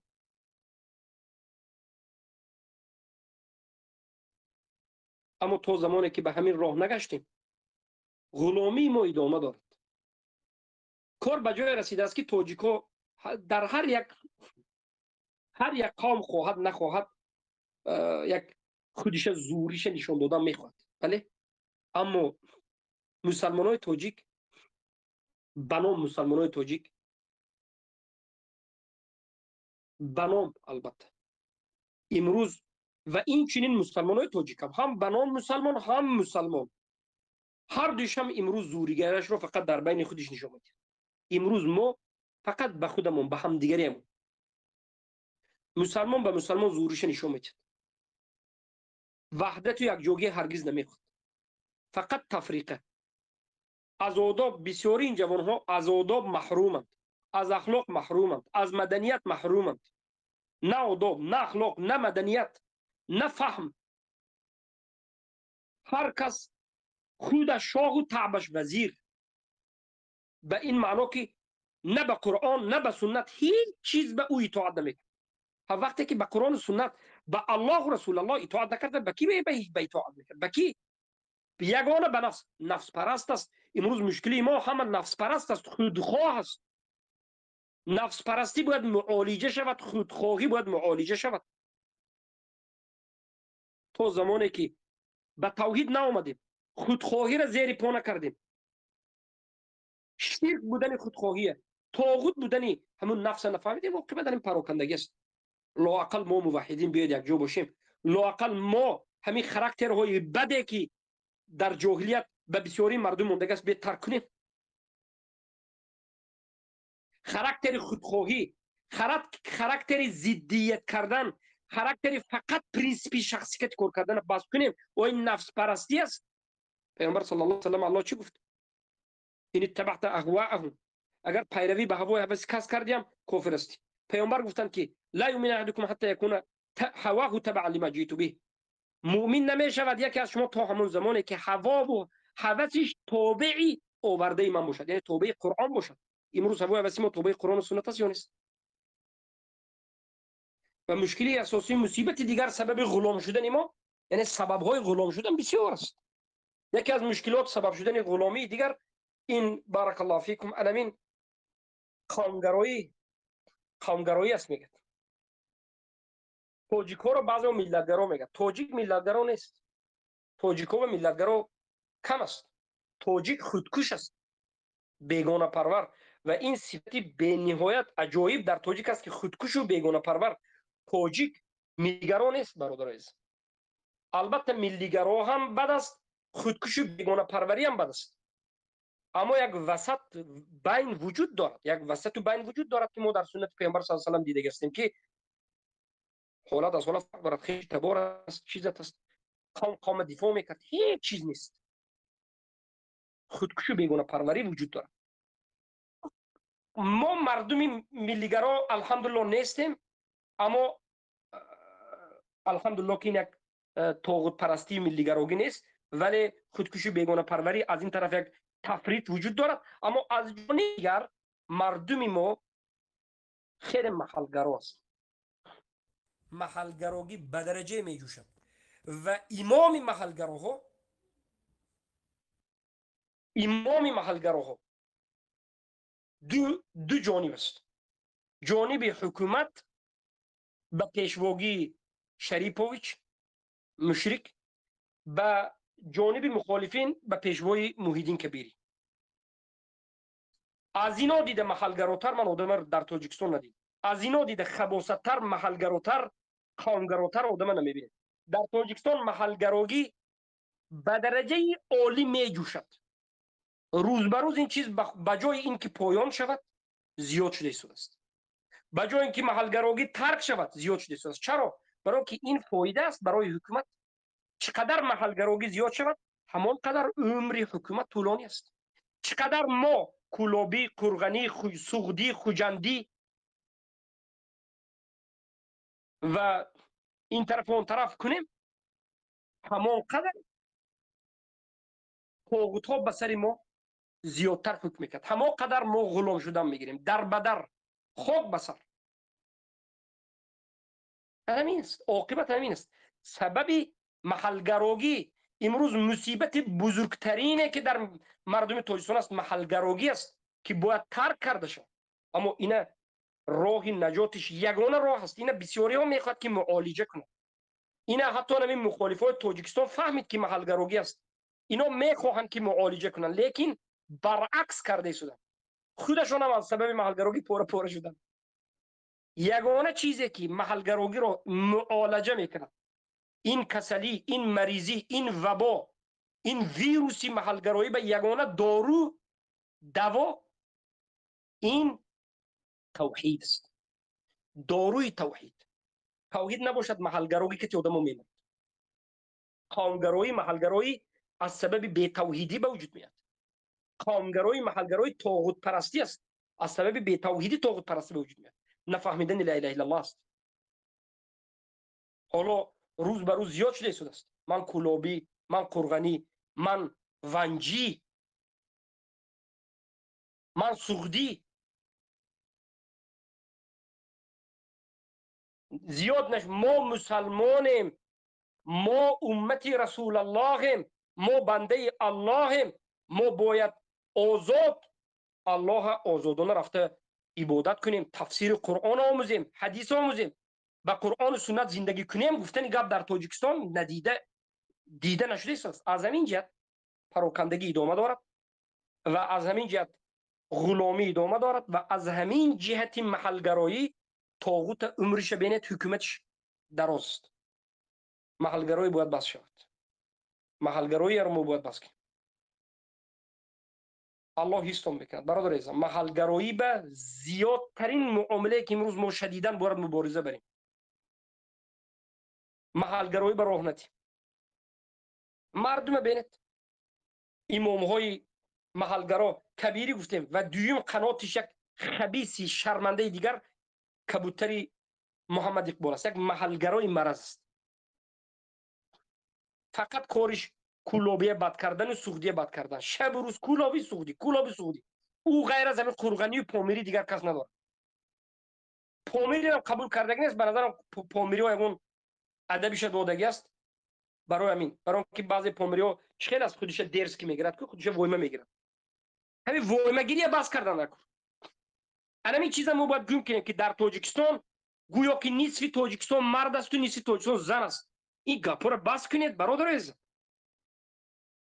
بعضی مردم اینقدر برآمده داد و فریاد میکنن که ما از فلان جاییم، ما مردیم. گفته خودت دار، این همه مرد است. تو یک بی‌ادب احمقی تو پروست داد گفته و غص میزنی. پروست دیگه مردا آداب مردی دارد. کدام مرد دیدی که زن باشد؟ کدام مرد دیدی که کدام قبیله دیدی که تو در تاجیکستان زن باشد و دیگر قبیله مرد باشد؟ این چیزا رو بس کنید. این همیش از بی توحیدی است.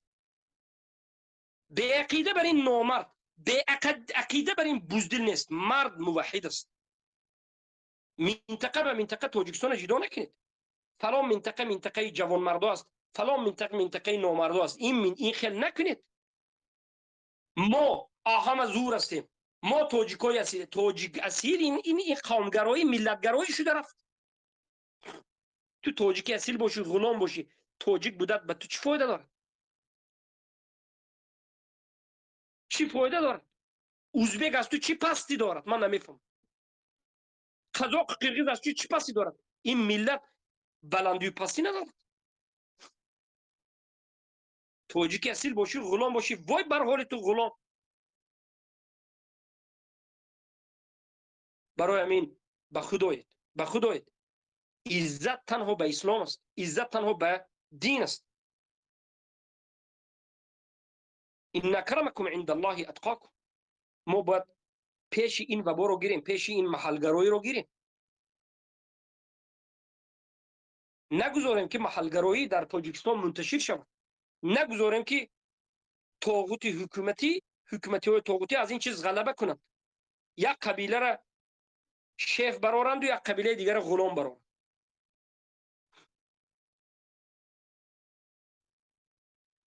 و مراجعت من به بسیار جوانهای هست که من از فلان جایم، باقی مونده ها را فلان و پسمدان میگن.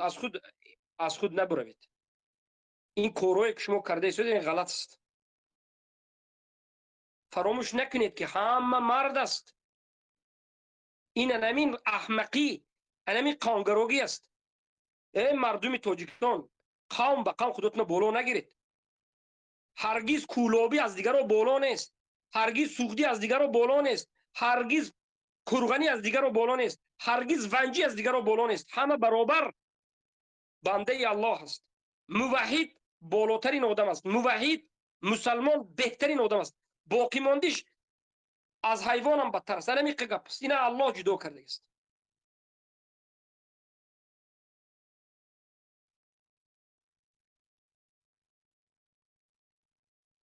برای همین حتی ما بعضی برادرهای موحد میبینیم که فخر میکنه که ما از فلان قوم، ما کمتر، خونمو دیگه خیرتر است. آواز همین خیل کرده میسوزد. اوی خیل نکن. تو هیچ خونی، تو دیگه هیچی هم نیستی. تو قومگرایی است. با خودت بیا ای درس که ای شیف غلام.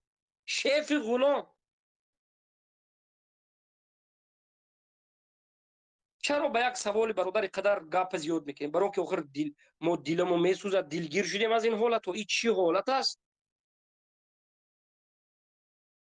ما باید این خیلی گپا رو بگوییم. ما باید زنده شویم، به همدیگر زنده شویم برادر عزیز. و این تفریقه تا کی است؟ این متکبری تا کی؟ این نظرناگری تا کی؟ این قبیله گرایی تا کی؟ قدری مردم ندانسته تا کی؟ قدر یک آدم ندانسته تا کی؟ غلام در بدر شدن تا کی؟ انا عاقبت حزبی ها. 10 سال پیش جمع شدم، پیمان و این و آن تشکیل کردن که اینها آزادی را گویا به وجود می‌آوردن. اینقدر تفریقه کردن، جنایت، گروه های متشکل جنایی تاجیک‌ها ساخته در اروپا قدر زیاد شده است که نمی‌فهمی که کدامش در زیر کنترل کدامش است. محمد اقبال به خودش یک گروه خاصی زود عملی، گروه متشکل جنایی دارد. نام این گروه کبوتران زود پرور و من نمی‌دونم کبوتران زود عمل، کی را خواهند زود حکم گذاشته قضاوت محیدین کی میکند؟ محمد اقبال قضاوت میبرد، میرن در کجای اروپا نباشد میقپند، میزنند، میکشند، هر کار کرده شدند. در این گروه دیدیم یک سلیمانچه اعضای این گروه کبوتران زود عمل مرمت در سنتری اروپا پرام میکند، آدم کشی، همه کار کرده شده است. با توجیه خودش کرده شده است. از طرف دیگر میبینی حکومت هم یک گروه جنایی زود عمل، این زاغ به نام زاغ سیاه خوب است، مرمت اینا هم کرده است. عاقبت نمین است، عاقبت حزبگرایی، عاقبت جماعت بازی می شود، عاقبتش بندیتیزم، عاقبتش همون تشکیل کردن گروه های جنایی، همه در اساس خودش قتل و کشتار نمین عاقبت است. عاقبت جهل بیدینی نمین است. آدم فروشی از همه خصلت بدترین انسانیت. حالا من نمیگم که در اسلام این چیز کفر اکبر میدونه. یک آدم برده فروختن، آدم کافر است، خیلی آدم کافر است، این صفت مسلمان نیست. اما غیر از اسلام همه انسان ها به فطرتشون بد میبینند. آدم فروختن را، یک آدم دیگر جا برده آهسته جاسوسی کردنه، اینا مردم به فطرت بد میبینند. اما افسوس، صد افسوس، متاسفانه این عرف عادت نمیدانم چرا امروز دو چیز منتشر شده است، یا بگن سه چیز. همین سه چیزی مسلمان تاجیک کش است. سه چیز است که ما مسلمان های تاجیکستان را غلامی به مبدل کرده است: حقارت و دشنام، محلگرایی، آدم فروشی. حالا نظر بکنید، همین 10 سال اخیر نظر بکنید، تغییرات مردم مسلمان تاجیکستان در تاجیکستان 10 سال آخر را نظر بکنید. آخر را از نظر آداب معاشرت وجود ندارد. خرد و بزرگ، معلم و دانش آموز، ملای غیر ملا، در بالای منبر، در بالای کرسی حکومتی، مخالفش غیر مخالفش، غیر از آچه تو بابات، غیر از زن تو خالت، فلان و فلان و بسمدان گپ ندارد. این خوب است.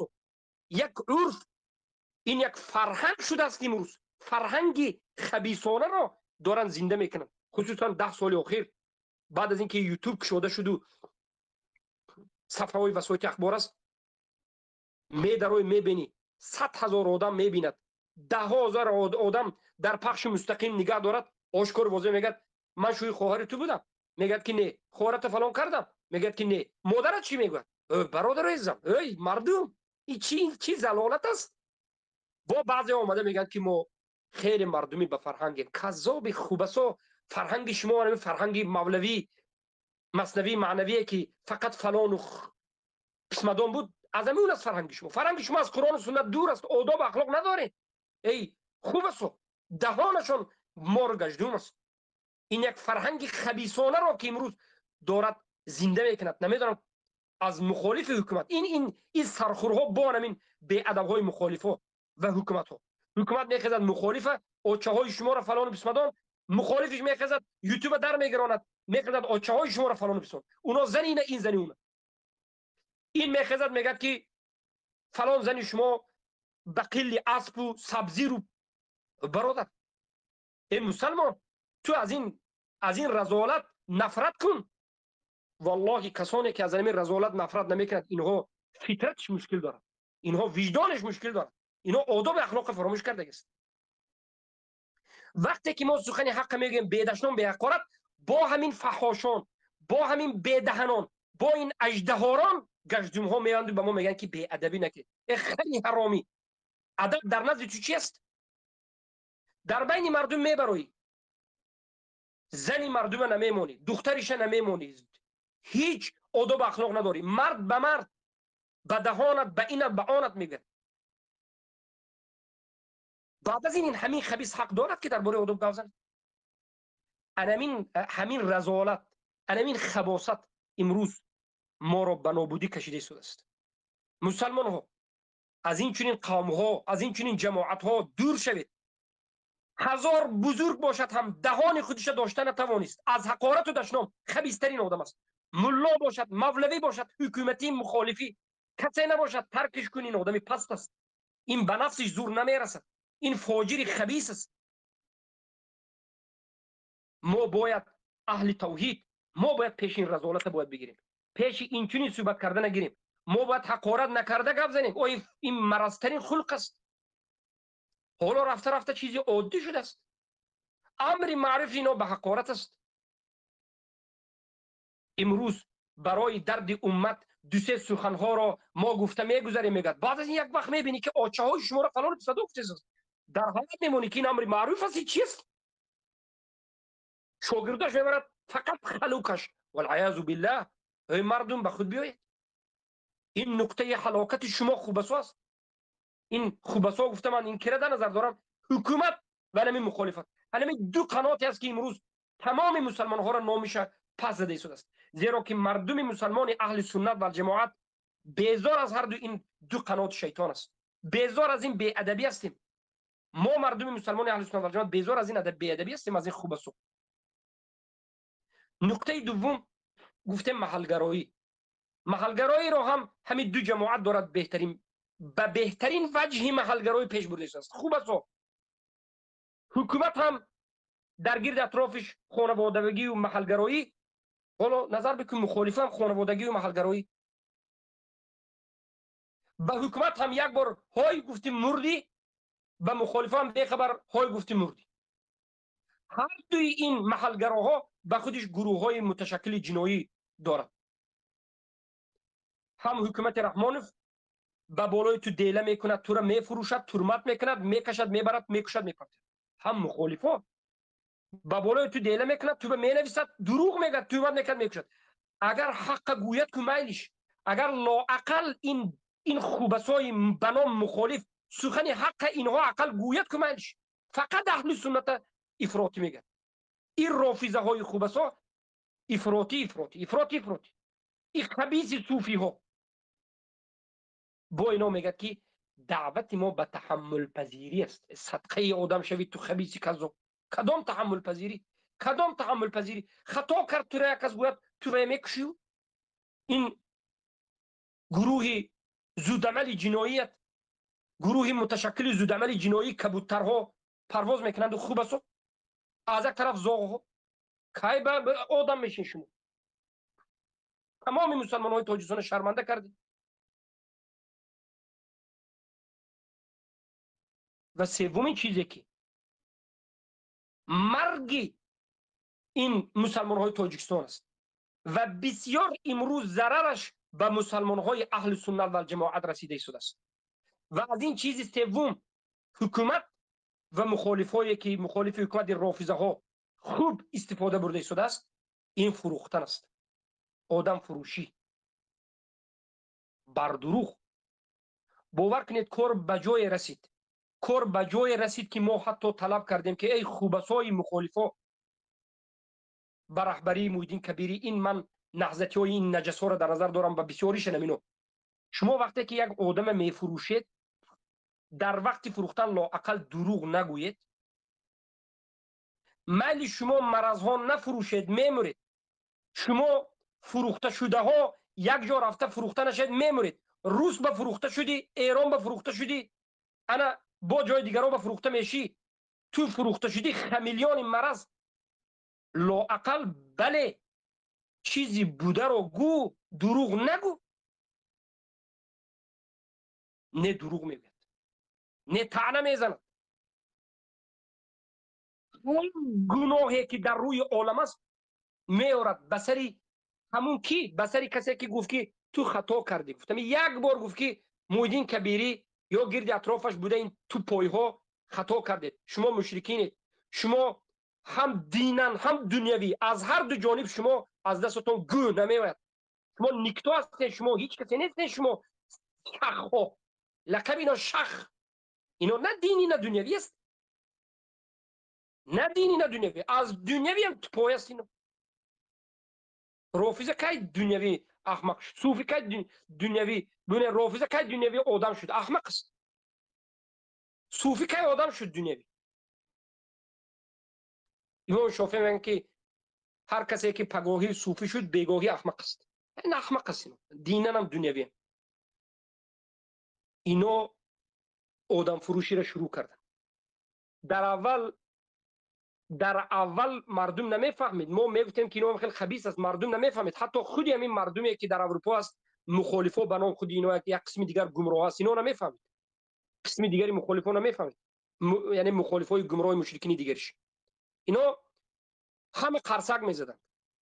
وقتی که ما رو فروخت، وقتی که عبدالسلام آدینه زاده رو فروخت، وقتی که دیگرها رو فروخت، همه بله بله بهترین میگفتن. کار به خودشان رسید. اکنون آیسته آیسته خودشان رو همدیگری رو فروخته شده. حالی کار حالی مرتبه سوم میرسه. زینه سوم زن و بچگی چه اینا میفروشد.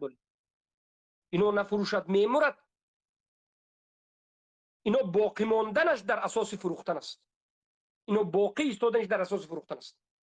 ما مردمی که این خصلت ها را داشته باشیم، مردمی که ملت قومگرایی، ملت نه قومگرایی به درجه بالا است، مردمی که به اخلاقی، دشنام و حقارت و فحاشی درجه بالاترین است، به فرهنگی، به ثقافتی، به مدنیتی در درجه بالاترین است، مردمی که خودش به خودش رحم ندارد، خودش به خودش همسایه در بدرش برده میفروشد، مردمی که در غریبی در مسافرت خودش میزند، خودش برده میفروشد، طالب علمای اهل سنت برده میفروشد، 10 سال و 20 سال و 30 سال خونده ها را میکشد، تهمت کرده دروغ گفته. آیا این مردم ارزنده و زیبنده عدل و عادلانه زندگی کردن هستند؟ آیا این مردم ارزنده یک حکومت عادلانه که در اساس عدل الهی، در اساس قرآن و سنت باشد هستند؟ آیا این مردم زیبنده سربلندی دارند؟ یا این مردم زیبندگی پراکندگی، زیبندگی انمون یک حکومت ظالمی طاغوتی بر سرشون، زیبندگی شرمندگی غلامی گستربایتگی دارند؟ بله، زیبندگی غلامی شرمندگی گستربایتری دارند. برای آنکه کیف تکون و یول علیکم، برای آنکه شما چگونه نباشه بسر شما همان گونه حاکمان میاد. مشکلی در مردم است که باید بدین چنگ زنند، بے پروا نباشند، بے طرف نباشند. بله، نگفته نماند نقطه چهارمی مرضترین یک نقطه مرضی دیگر بے پروایی است. ما گفتیم محلگرایی،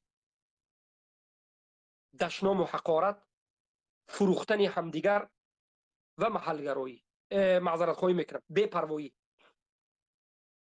بے پروایی تا این اندازه هست که همسایه از حالت همسایه خود بیخبر است. همسایه از شکست همسایه خرسند میشه، حالا که همسایه کجا، حالا برادر خواهر به این حالت ها رسیده آمده است. نخواد تا این درجه ما بی‌پروا شویم در حق مسلمان ها، در حق هم دیگر اینقدر بی‌پروا شویم. بی‌طرفی، انا این بی‌پروایی به معنای بی‌طرفی را گفتم. بی‌طرفی پروا ندارد، حق گجا باطل گجاست. میگه حاضر کارهای ما خوب است، شکم ما سیر است، برای ما بهترین از راه کار تکون میگه. حق و باطل نیست. امروز سبب غلام شدن مردم هم همین است که این مبارزه ها در اساس حق و باطل نمی رود. مردم طرفدار حق و ضدیت به باطل در اساس حق و باطل مبارزه نمی برند. در اساس حق و باطل که ضدیت نشد، البته مردم میگه که بله تو اینا میگی که ظالم است، این برای من عادل است. میگه ضدیت همان وقت غلبه میکرد که در اساس حق و باطل باشد. ما حق هستیم این باطل است، ما عدل هستیم به خاطر اینکه حق هستیم این باطل است، و ظالم است در اساس اینکه باطل است و ناحق است. ضدیت در اساس حق و باطل باید باشد و مردم بی‌طرف در باب حق و باطل. وقتی که مردم بی‌طرف در باب حق و باطل شدن، این مردم بله زیبنده این حالت حاضر است. وقتی که مردم بی‌طرفی را انتخاب کردن، عاقبت همین است. اما در دین الله بی‌طرفی وجود ندارد. در دین الله بی‌طرفی کفر است. بی‌طرفی این نفاق است. منافقین بی‌طرف است. مذبذبین بین ذلك، لا اله هؤلاء ولا اله هؤلاء، بین بحث، نه این طرف نه اون طرف. الله مذمت کرد منافقین را به خاطر آنکه جانبداری حق نکردند، جانبداری از حق نکردند، بی‌طرفی را اختیار کردند. و همین بی‌طرفی این خودش نصرت و کمک ناحق است. این خودش به جانب ناحق رفتن است. بی‌طرف شدن طرفداری کردن ناحق است. برای من الله سبحانه و تعالی اینها را منافق گفت، تکفیر کرد. الله خودش تکفیر کرد اینها. اما افسوس که امروز در بسیار مسائل حق و باطل مردم بی‌طرف است. بی‌طرفی عاقبتش اولا به دین ما تاثیر کردگی، به دین تاثیر میکنه. بی‌طرفی در دین کردی کافر شدی. ثانیاً تأثیر بی‌طرفی به همین دنیا، به دنیای شما، به زندگی شما میرود. عاقبت دنیای شما خراب است. غلامی، دربدری، جزیه دهی.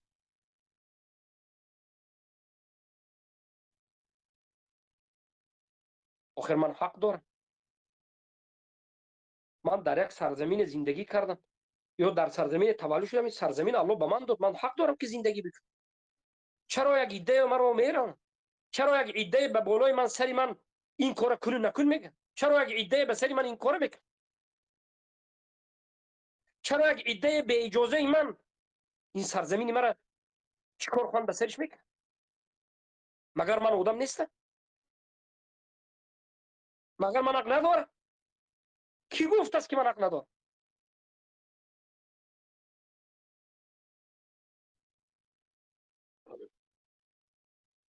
افسوس، صد افسوس که همچنین فکردارها کم است. همه بی‌پروا، یا همه رئیس خواه و رئیس طلب، یا همه به حسود و بخل و این آن مشغول. برادر عزیزم اهل توحید، بیایید من و شما از همین مریضی ها دور باشیم.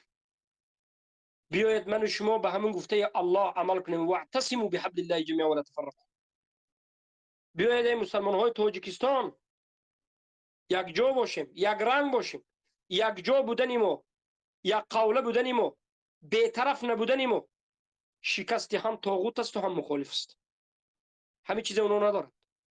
ما باید داشته باشیم و ما به این کارمون الله عبادت میکنیم. این توحید است، این اطاعت الله است و به همین کارمون اجر میگیریم. در روز قیامت باز ثواب و جنت میرویم. اما این دو طایفه، این طایفه هایی که طاغوت هستند، هر دوشم در این دنیا هم پشیمان، شکست خورده و در آخرت هم عاقبت جهنم است. الله شما را حفظ کند. الله به شما برکت بدهد. با همین صحبت خود به پایان میرسانم. لیکن من میخواستم یک تحلیل مسائل سیاسی رقمی نهم داشته باشیم، هشتم یا نهم، در مسئله چرا حزب رو اسلام قبول ندارد، چرا حزب گرایی قبول ندارد. حالا مختصرا موضوع رو میگم که یعنی درس ما، صحبت ما، محاضره ما از همین عبارت میشد. من در این مسئله رد حزبی ها خیلی بسیار کار کردم، حقیقت حزبی ها را فهماندیم و ما با یک تنهایی حزبی ها را شکست دادیم. باور کنید، برای که اینا هیچ چیزی نیستن، اینا پوف هستن. اینا عقیدهشون، منهجشون، کار و فعالیتشون به مانند یک تورتنک خانه عنکبوت است. پوف کردیم. یک طالب علم عادی داد فریاد اینا رو برآورد. ما یک چند بار میگفتیم که اسلام مثلا حزب قبول ندارد، حزب برای درست نیست. برادرها فهمیدن و بعضی ها تا به حال منهج قبول کردند و سبب‌هایش رو نمیدونن. تا به حال بعضی برادرها سبب‌هایش رو نمیدونن که چرا حزبگرایی درست نیست. امروز وقتی خیلی مناسب آمده است، وقتی خیلی خوب آمده است که ما در این وقت خوب به شما یک بار دیگر بیان کنیم که چرا اسلام حزبگرایی رو قبول ندارد. حالت امروزه این حزبی ها رو نظر بکید به کدام حالت رسیده است. این حزب دیگر بد میبیند.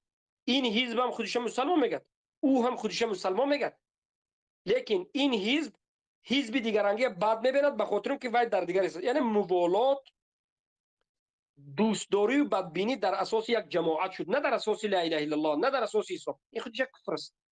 موالات و برات در اساس یک جماعت شد. چخیل میشه که هر دو مسلمان باشی با به خاطر حزب به هم دیگری حقارت، دشنام، زنازنی بگذاری.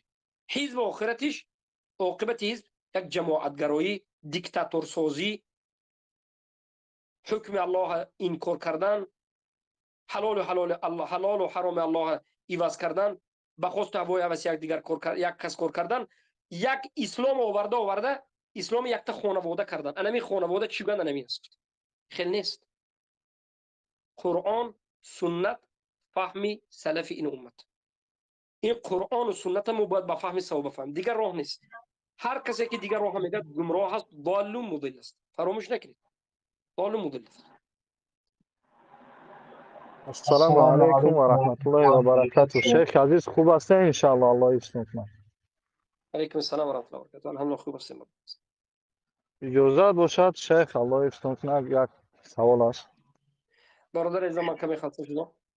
من خب صحبت الله را یسلمک شیخ. اگر شیخ صحبت عزیز بفرمایید. والله بحث اجازت باشه حدیث خورم شد چند شد پیدا میکنیم شما را. حالا نه برادر عزیزم، ان شاء الله جالب میسپارید. ان شاء الله کمی صبر کنید. مشایخ هستم برادر عزیزم. برادرها اگر ابو عبدالرحمن هستید، شیخ ابو علیمه حنیف هستین برادر عزیز. السلام علیکم و رحمت الله و برکاته. در شیخ عزیز همین الله مسئله یسلمک. الشیخ ابو عبدالرحمن حفظك الله در همین مسئله صحبت ادامه بدید که این بارک الله مسئله فیکم. اگر خیلی ضروری است. اجازت تید یعنی حضور مثلا رولی که من سلیمان گذارم که چرانه سلیمانش شبی هم گذشته گذارید، اینش هم آنش هم گذارید، همین بندیتوی گذارید برادر عزیز. همین بندیتی یعنی دوام داده سودن، یعنی به خاطر همون حزبشون و غیره. بارک الله فیکم. از من میگذارم یک بله. ببینید برادر. یعنی همینجا باید مردم مقصد فهمن که به خاطر حزب شده اسلام تگی پا کردستن. به خاطر حزب شده اسلام زیر پا رفته است. والعیاذ بالله. در نزد اینا مقدسات در نزد اینا وجود ندارد، فقط مقدسات حزب. یعنی انا مین است خواست اونها، هوس اونا میخوان که ما مثلا میگن که ما پیروی از قرآن سنت میکنیم، اونا میگن که نه پیروی موک. انا میگم برادر ازم بفرمایید. به خاطر حزب شده اسلام قربان کرده است. اسلام حزب اونها به قربان میشده است. رافضه و او برادر، همه برادر، فقط اهل سنت و الجماعت و او خوارج، افراطی، کافر، گمراه فقط اهل سنت بود است. ملحد، همزیستی، همبستگی، گلوبای هیچ باکی ندارد. کم کم چیکار کنند کبوترها، همزیستی و همبستگی.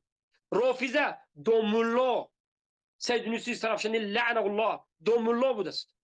اهل سنت و جماعت بودند همه این مرض اینا خوارج است، اینا افراطی سری بلا همین است. اهل سنت این خوب است را ببینید این مرضات تهمت و سنی طعنه اخزاهم الله الکگولی کور. بفرمایید. بارک الله فیکم شیخ عزیز. یک دقیقه برادر من اکران ضبط سرتم ببینید خودتون چی میگه. حاضر ما هر یک سخن شیخ ان شاء الله اثبات میکنیم از زبان من خود این کثیفو.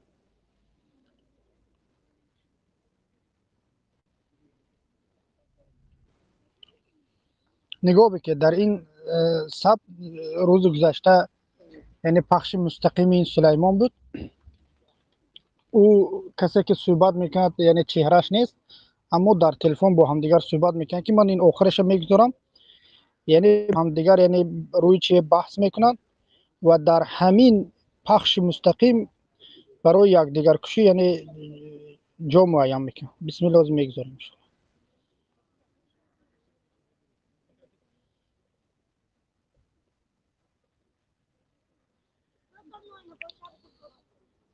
که جو میگریزین به دکه ما گپ زنم ما خاب که یا منو دور بستگ یا منو بست یا منو دور ویدیو چه اوس شبکش یا منو بست یا ما گپ مبزنم وقتی که این طرفدار حکومت برادرو هوزی میگفت ما افیرم میکشتم میخستم چند قراره بان یا ساده ماموجا میشیدم میخستم میرفتم ای پیش رو برو گپ میزدم ما آدمایی که ویدیو رو خیلی گیرو میکردم اینو خیلی گپ میزدم میگفتم سلام علیکم اینا برادرو ما اومدم در پیش ما گپ میزدم رو برو آمودم همه آدم میومد رو برو گپ میزد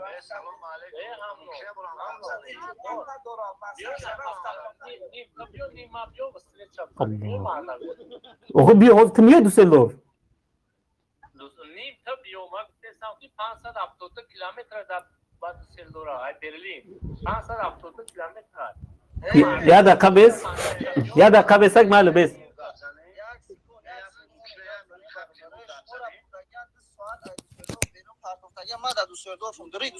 او بیو ما قطیت دامو درنی دوسلدورف گپ زنم آخه تو بزیچه شما بس پدر تای بیو مایل گپ زنی معلومه شکی بزکنی یگون پولیسای نمیاد بنامی الله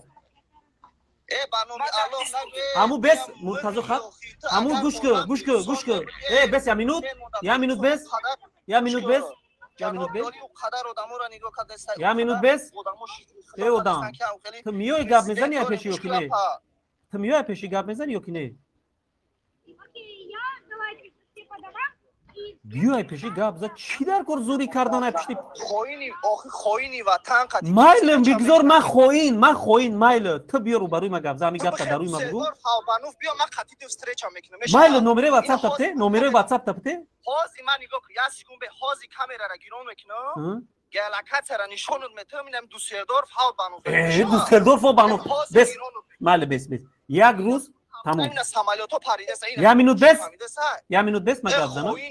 بس ما گپ زنم خب ما گپ بزنم استاپ تو اوس شب کیش مینوت به ما گپ زنم نگاه کن بنام الله قسم میگم برادرو یک نفر یک بار ما را گفت که بخبیو میدونی که جامون دعوت کرد خب نوشنا گیرم یک جو دعوت میکرد خستیم رفتیم اینم خیلی استودگیم رفتیم میگیم چیکار کنیم بریم خونه اگر خونه بریم با میگن نه اومدن جدت کنیم قریب 3 ساعت 4 ساعت شید خب خیلی هوا گرم بود تشنه شدگیم خب یا برادر روی کردیم گفتیم تو برای چیکار او بیاره چی یا کیوس رفت او آورد اومدیم ایستادیم جدت کردیم شیشتیم صحبت کردیم تلفن را نگاه داریم یعنی اشیب که ما همین بود که واتساپ شنا گرفتیم اهل توحید یک چیز یعنی بدونید که اینها یک بار کرگی نیست این کبوترهای بندیت‌های آدمکش ندیده استودید با خودش قصه کرده استود است که چندها بار این کار کردگی انا همین حزبی های کثیف روی مردم تاجیک در همین اروپا و در دیگر جا سیاه نشون دادن مردم تاجیک مسلمان باشدن اونهایی که خودشون منتسب به اسلام میگردن همین ها در نزد دیگر حکومت ها چهره تاجیک سیاه نشون دادن با اینها دعوا از چی میکنن از یعنی تاجیک دفاع کنی یا که تاجیک باید عزتمند شود شرفمند شود اما این بی‌فرهنگ و این بندیتای چگونه که شیخ گفتن کبوترهای زود عملی قاتل فقط اگر اختلاف نظر داشته باشد فقط به کشتن و به زدن و به دیگر چیز تهدید میکنه در حالی که همون انسان یگان سخنی نگفت که باید با او یعنی روبرو باید حتما واخورده شود او اگرچه مشرک است اگرچه طرفداری همون شریف اویچ است او اعتقاد خودش بیان کرده است اینها این دموکرات ها شب روز دعوت به این دوران که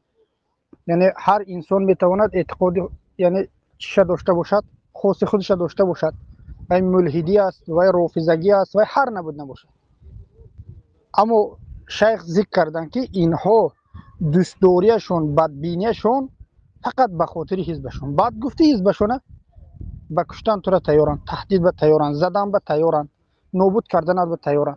بارک الله فیکم. دوش گوش بکید در همین پخش مستقیم یعنی میرودین. اینمی آدم حاضی بالا بیاید سوال میتونش. باز گفتی ما در دوسلدورفیم، بهترین در دوسلدورفی. واتساپ تبته برای ما گودانی دروی میکنم. گودانی تو مرا میبینی که از نگجا دگجا رسیدم. همو خمیام در هوبانوف و میخریم. در هوبانوف میدونی که تو بز باشی همونجا جای بزوره یعنی بزخونه میدروی یعنی تسرزه بزیتا میکنی. میام میشینیم در ماشین میریم یگونجا چخ کنی ویدیو را گیرو میکنیم رو با رو گپ میزنیم. میکنی همین کارا مردک هستیم. ادوکاتای خولت یا شوی خولت استغفر. دیده استودید شیخ یک چیز دیگر ذکر کردن که اینها یگان اختلاف نظر داشته باشند در حال به خاله به پدر به مادر تحقیر سر میشد در حال. او گفته استوده است که او انسان تو ادوکاتی فلان چی هستی میگه شوی خالت شوی مامد دیگر سخن ها این بی ادب ها. باز اینها داد میزنن که یعنی یک توجیک ما ادبش نشون بدیم معرفت توجیک نشون بدیم اما بی معرفت ترین بی ادب ترین انسان ها خود همین ها هستند و انا همین ها سبب شدن که در تمام دنیا امروز توجیک بد دیده شده است دیگر ملت ها دیگر مردم.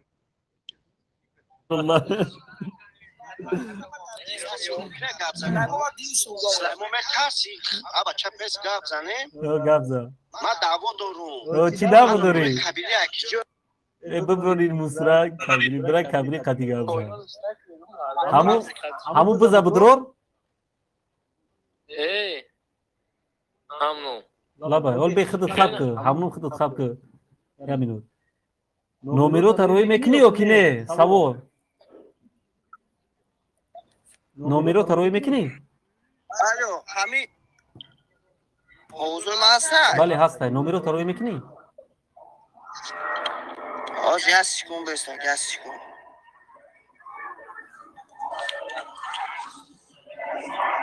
لیمون همین حوزی اگر کامرش ویدیو مرا کلام تو مرا کلام تو خیلی گریزین داشتگی بینومو مرا کلام تو مرا بیو مرا کلام اینا ما چه کلام کنم بچه‌ها این خیلی ایستش بیارم مرا میشم تل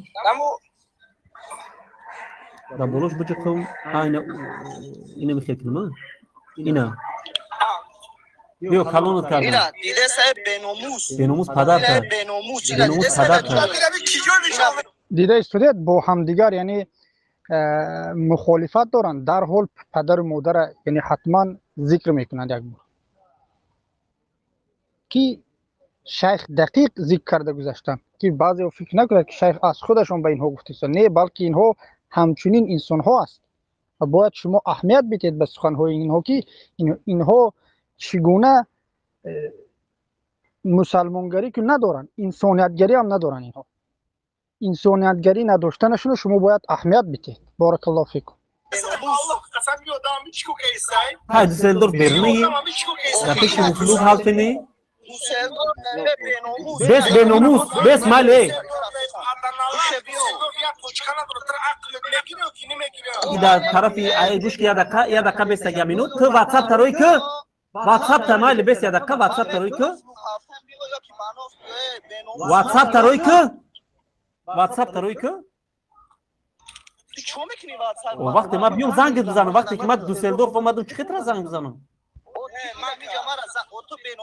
خای بس استوب خب همه خب بگاب بزنیم گوش کن هازیما بس یا مینوت هازیما بس یا مینوت یا دقیقه ما نگفتم باید دوسلدورف بس مرا گوش کن یا دقیقه بس هازیما همین گده تا 20 minut بعد از تو دیوز میبرم در دوسلدورف هوبانوف میرسم همین افیرما نمیکشم میشه با ما چه خطر بیام وقتی از دوسلدورف باشی من اینم خطی تو میستم در افیر برای خطی من اینم خطی میرم راه نمیودم من 20 minut در دوسلدورف میشم هوبانوف یا کی فلوگ هستن بیو نه فلوت میشه من کامیرا را گیرام میکنم که رفتم میگیرم تمام تا تو رسیدن همیشه خیلی خیلی باشه من 20 minut بعد در تیک توک افیر میکنم میشه با نه تازه اینم خیلی یا دقیقه بسته یا دقیقه فهمیده بس باز من میکشم لباسای دیگر من این لباسا رو ببرو تو لباس بروری مرا تماشا کردنی یا مینوت بس یا دقیقه بس یا دقیقه بس یا مینوت همین خیالش میکنم تمام یا مینوت بس تک من استاپ کنم همه تا به الله میسپارم برادرو خب ما میریم با یکی از طرفدارای امام علی وا میخریم دعوت کردن بهترین من همیشه بچهای شجاع دوست میدارم چی چاپلوس هم باشه چی غیر چاپلوس یک ساعت بعد یا که فردا من افیر میکنم در پریامو افیر شما منتظر باشین که چی گپ شدگی است همه تا به الله میسپارم السلام علیکم یا دقیقه بس همه تا به الله میسپارم السلام علیکم و رحمت الله و برکاته هر سوالی داشته باشین هر چیزی باشه نباشه برادرو میتونین در طریق واتساپ با ما در علاقه باشین میبینیم که کی مرده کی نه اینو میگن فقط در پشتی پرده گپ میزنی حاضر میبینیم شعر کی است ما حاضر میرم منتظر باشین فردا هم اگر که همین ناومد ترسونچک شده گریخت چکوری کرد فردا افیر میشوه در افیر همتونه میبینیم و در افیر صحبت میکنیم السلام علیکم و رحمت الله و برکاته فی امان الله الله اکبر اهل توحید دیدید یگان چی ندارن در یعنی پخش مستقیم باندیتی رو پیش برده استودن با هم دیگر کشتار و غیره و اگر همین افیر کمی پیگیری بکنید اهل توحید در همین افیر این طرفداران امام علی هم اقرار میشد که در دست یعنی سلاح دارد پیستولت دارد و خود این سلیمان هم اقرار میکرد که بله من پیستولت دارم یعنی پیستولت داشتنش اقرار میکرد که گویا که هر دوشون برای پیستولت داشتنشون یعنی اجازت داشتن و با او پیستولت با او سلاحشون کی را اینها تهدید کرده شدن مردم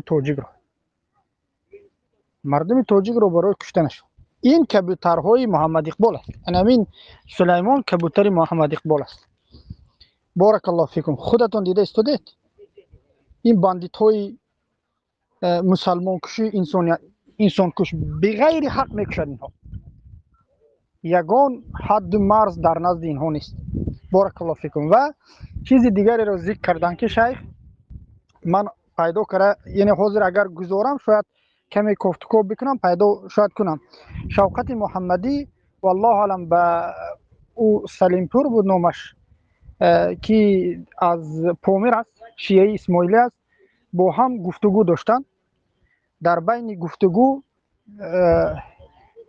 او انسان همون اسماعیلی از پامیر میگه با او شوکت محمدی سوال میدهد که شما چگونه یک حزب ساختید که در او حزب او استرافشنی 12 امامیه است شما اسماعیلی هستید و دو انسان سه انسان دیگر از ذکر میکنند یکی از میگد مجوسی است دیگرش میگد ملحد است اخی میدینست که اگر تونید همون افیر ببینید کمی یعنی در مبینوش بود والله اعلم که این سوال میشد میگد چگونه شما جمع کردید بله میگد در حقیقت میگد یکی ما 12 امامیه هستیم او استرافشنی و من اسماعیلی هستم دیگرهای داریم که مجوسی هستند ملحد هستند و ما جمع شدیم و مقصد ما همین است که هیچ کس به هیچ کس یعنی ملحد شیعه 12 امامیه اسماعیلیه یا مجوسی گری ما مقصد یک جا میشیم انا همین اعتقاد داریم که یعنی در اساس دین نباید یگان کس حکم کرده شود تو کافری تو فلانی گفته نشود دین یعنی در نزد اینها یگان قدر ندارد در اعتقاد اینها در راهی که اینها پیش برده استادن و به مردم ما میخواهند این رو پیشنهاد بکنند در اینجا این است که اهل سنت و الجماعت که این اعتقاد دارند مردم ما از بین برده شود حنفی ها مذهب ابو حنیفه یکی از مذهب های اهل سنت و الجماعت می باشند و در نزد ابو حنیفه این 12 امامه ها کافر هستند، مجوسی ها کافر هستند، با اونها همش بغض و کینه و عداوت دارن ابو حنیفه. و میگوید که اصل و مقصد ما همین است که یعنی همه یک جا شود و هر کس چه اعتقاد داشته باشد. مثلا 12 امامه ها عایشه رضی الله عنها را و ابوبکر صدیق دشنام ها میکنند، فحشا میگویند، مشکل نداشته است. مقدسات اهل سنت و الجماعت تاجیکستان اینها میخواهند که از بین ببرند. اینها دیگر گروه هاشم با اینها یک هستند. فکر نکنید که کبیری با عقیده اینها و راه و روشی که اینها میخواد به مردم تاجیک پیشنهاد کند یعنی موحدین کبیری روزی نباشند. موحدین کبیری 100% روزی است به و اینها پیمان کردند، عهد به یک جا شدند به بالای همین اعتقاد. و اگر هر کسی که در اساس قرآن و سنت به اینها برآمده رد زد، اینها در نزد اینها شما دشمن هستید. دشمن همان کسی هست که مخالف اینها در اساس قرآن و سنت است. یعنی در اساس قرآن و سنت به بالای اینها حکم بیان کرده شود، بارک الله فیکم، اینها در نزد اینها مخالف است، متشدد است و اینها نابود کرده شد. یعنی اینها مردم تاجیکستان به پیشنهاد کرده شدند که ما همین اعتقاد داریم، اگر همین اعتقاد قبول نداشته باشه شما دشمنی ما هستید. شما دشمنی ما هستید. اگر بر ضد ما برآمدید، حاضر در اروپا قدرت داریم، در اروپا نابود میکنیم شما رو. هر کسی فهمیدیم که شما بر علیه ما هستید، شما رو نابود میکنیم. اما سر قدرت با اومدیم بعد در تاجیکستان دیده ایستادید. این هم یکی از پدر این سلیمان حزبی است، خودش یکی از کلانهایمون حزب همراه است، یعنی از نام حزب برآمد میکند و به یگان خیل ممانعت تهدید دارد. یعنی با قوت میگه دوز مردیگری را نشون میدیم یک دیگری. بارک الله فیکم. و شما به سوال که مسلمان ها آیا با همین گونه اعتقاد یکم روزی هستید، با همین گونه راه و روش، آیا این مردم مظلوم تاجیکستان جمع می شود یک جا یا که بدتر تفریقه شده باز خوری زوری به می برود؟ البته که به این راه و روشی که اینها پیش گرفته است، این راه و روش شیطانی انسانیت را به یعنی خوری زوری می برد. یگانه راهی که عزت در او هست این قرآن و سنت است. یگانه مردمی که امروز برای شما مسلمان هایی که غمخوار هستند انا همین طالب علمان اهل سنت و الجماعت به سرداری شیخ ابو محمد مدنی حفظه الله اللهم خراسان و ما دیگر شاگردانشون و دیگر برادرهایشون که برای ما از شما نه آبرو طلب کردیم نه پول مال طلب کردیم، فقط خواهش ما همین است که به قرآن سنت چنگ بزنید و هر کسی که به قرآن سنت چنگ زد سعادتمند این دنیا و آخرت میشه. دعوت ما شما رو به سوی سعادتمندی، به سوی عزت، به سوی شرفمندی است، به سوی تفریقه نشدن، یک دسته بودن، یک جا بودن است. و با سبب به قرآن و سنت به چنگ زدن ما الله که وعده داد این تنصر الله ینصرکم و یثبت اقدامکم، دین الله را که وقتی که نصرت میدهد انسان یک جایه و الله نصرت میدهد و انسان مسلمان ها را ثابت قدم نگه میدارد و الله مسلمان ها را منع کرده است از چی؟ از تفریقه شدن. واعتصموا بحبل الله جمیعا ولا تفرقوا، به حبل الله، به قرآن و سنت، به لا اله الا الله همه با هم چنگ زنید. یعنی همه یک عقیده داشته باشید، یگانه الله را بپرستید و اعتقادتون در اساس قرآن و سنت به فهم سلف امت باشد و بینتون اختلاف نکنید. اختلاف چی است؟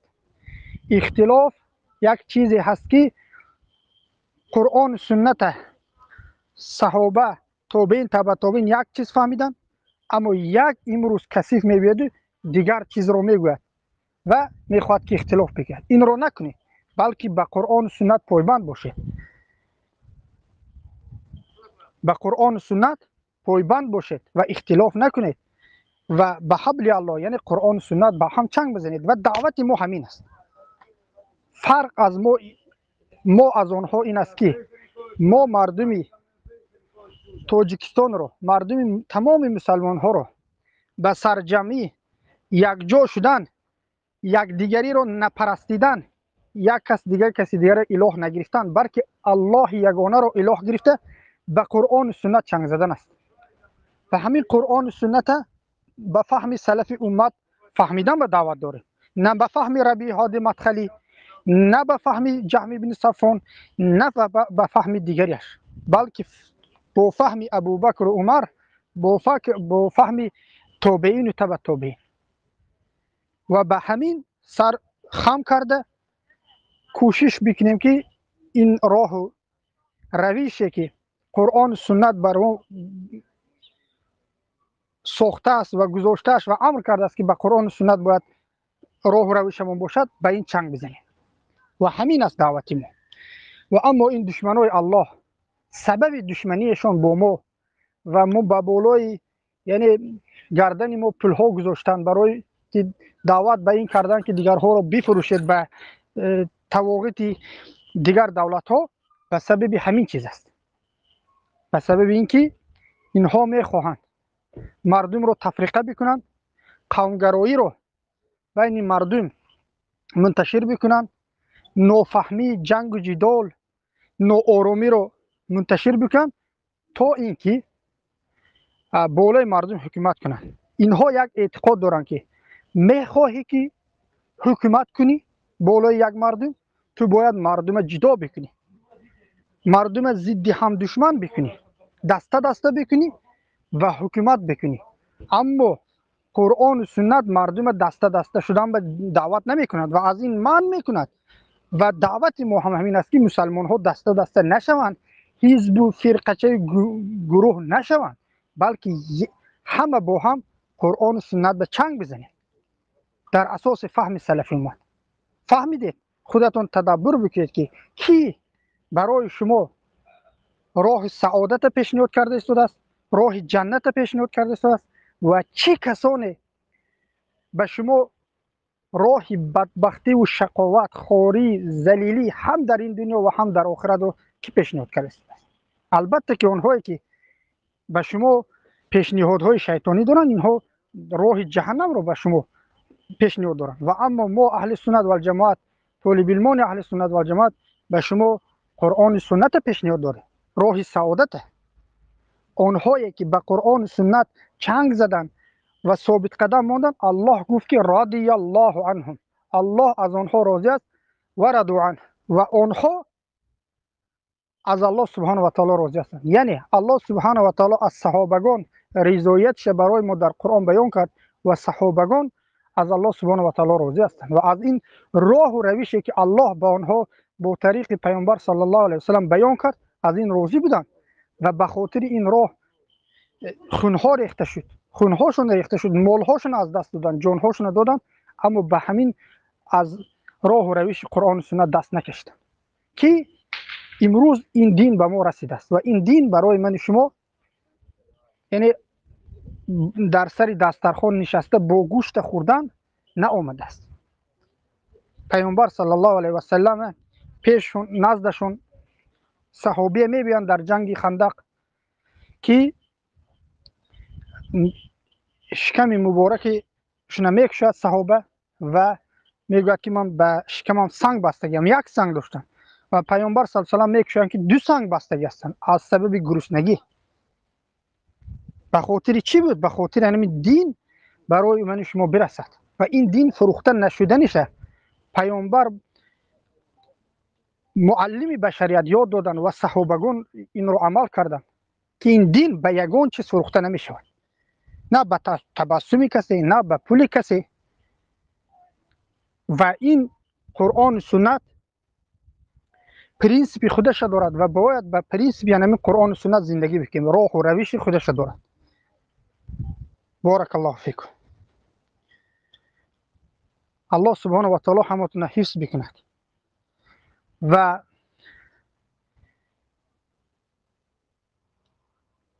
شبهه های شما دور نمی شود و اعتقاد انسانیت صحیح نمی شود تا زمانی که رجوع نکنید به شما به گوش کردن درس های طالب علم های اهل سنت و جماعت، علل خصوص شیخ ابو محمد مدنی حفظه الله علامه خراسان که در قریب همه موضوع اعتقادی 50 حلقه و 100 حلقه و 60 حلقه و 200 حلقه درس کرده است. تو که گوش بکنی، فهمی سفید از سیاه جدا بکنی، دشمن از دوست جدا بکنی، تدبر بکنید که این حیاتتون یک بار هست، یک بار. یا این حیات سپری میکنید با در اساس قرآن و سنت با عقیده صحیح و انشاءالله جنت الله به نویل میگردید، رضای الله به نویل میگردید، یا که پایبندی سخنهای پوچ و بی‌معنی ان همین مشرکین از کبیری و از دیگر این حزبی ها، گروه 24ش باشد 34ش باشد، تمامش کدامش نباشد، به اینها گوش میدید و اعتقاد اینها رو قبول میکرد، مشرک و در جهنم ابدی باقی میماند اگر با همین حال از این دنیا بگذشتید.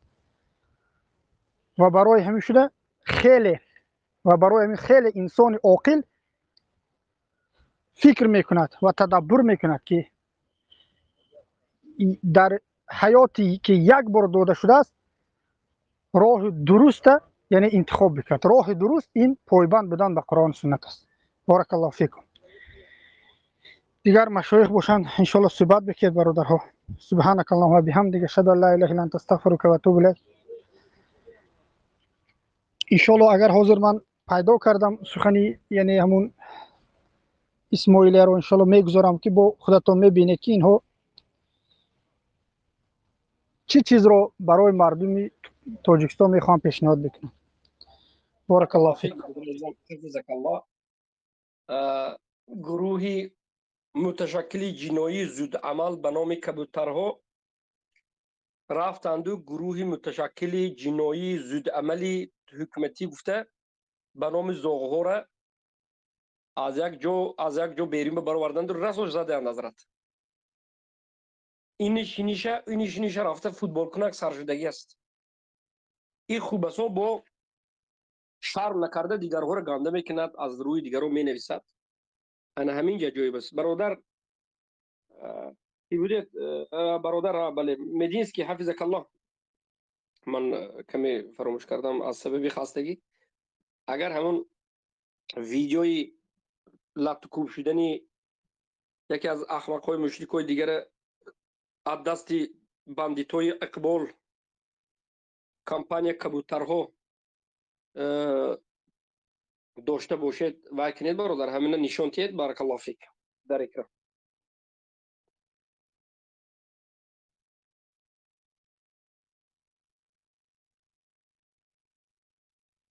یکون کس مونده مینه.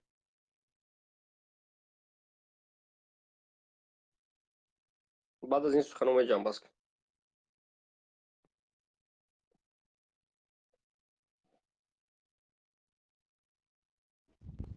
اخی مدینسکی بودن والله الان خارج شدن شیخ. خود یک دقیقه من میبینم شیخ. بارک الله فیک. السلام علیکم و رحمت الله و برکاته. بفرمایید شیخ. و علیکم السلام و رحمت الله. همون ویدیوی لطکوب شدگی مونده میتوانید اینجا به؟ بله بله شیخ، یک دقیقه زگروز کرافته. تمام.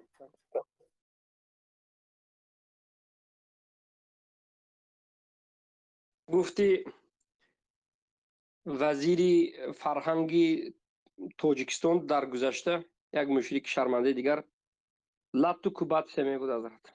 لطکوبات گذاشته میتوانید اینجا به؟ عاقبت حزبگرایی هنمین است. حزبگرایی را که پیش هیچ کس نگرفت عاقبتش گروه متشکل جنایی به وجود آمدن میگرد. یعنی از پیش خود قضاوت کرده جزا دادن و قتل و کشتار و نمی است. اهل توحید را این حزبی های خوبسا اهل توحید را چقدر جنایت کار گفتند. اهل توحیدی که فقط یک تو پرست یگان کمبودی نکرده زندگی میکند، آرام زندگیش کرده شده است. چقدر موحدا را اینها فروختند و چقدر ظلم بیدادی را به سر طالب علم اهل سنت نآورد. اما جنایتکار حقیقی به نهایت جماعت های گروه های متشکل جنایی سختترین خوبسا خودشون هستند. هر کسی که به اینها راضی نشد باید زده شود، باید پرانده شود. با اینها دعوای تحمل پذیری آزادی میکردند. اینا حالا به دستاشون یگان ذره حکومت نامده این کار کنند. حکومت بیاد چی میشه؟ من سال 2020 گفته بودم حکومت ندارید. حکومت کند اینا گیتلر دو از امامعلی هم بدتر میشد. اینا را توف میکنیم به این روش آداب و اخلاق و منهج و بی‌مدنیتی و تهمت و بهتان و ناآدمی و بی‌فطرتی. الله خورشون بکن. نخواد انسان تا همین درجه شود.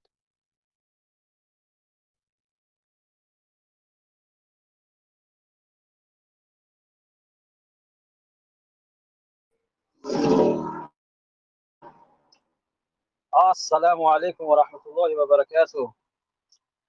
حفظك الله. بارك الله الله فيك. حفظتان کناد. باور کنید همون آخرانه که همون ویدیوهایی که برآوردن این بدبختای حزبی ها، ما در همونجا مشاهده کردم که سبحان الله میگه که جمشید بدبخت این اقبال میگه یک ترسانچه که بیش نیست، همون یک کتکش میگه نمیبراید و مقصد مردم میگه که این رزخودها دارد، این مقصد کارگرها دارد و یگان خیلی کارگر ندارد. میگه یک خانچه کامپیوتر چی یک اینترنت میگه یگان خیلی رزخود ندارد. سبحان الله. جزاک الله خیرا که به شما مقصد اینها را آشکار کردید و ما الحمدلله که اینها یعنی دشمن مردم هستند که خیلی مردم را چقدر و خوری و با دشمنی هاشون که است، اینها یک سگ های گوییم که همین دشمن مردم هستند. سبحان الله.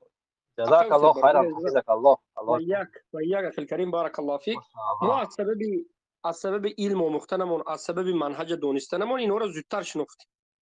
از سبب دین، از سبب منهج دانستن ما از مردم زیادتر، تیزتر، پیشتر شناختیم. هر کسی که میفهمد علم آموزد اینا را میشناسد.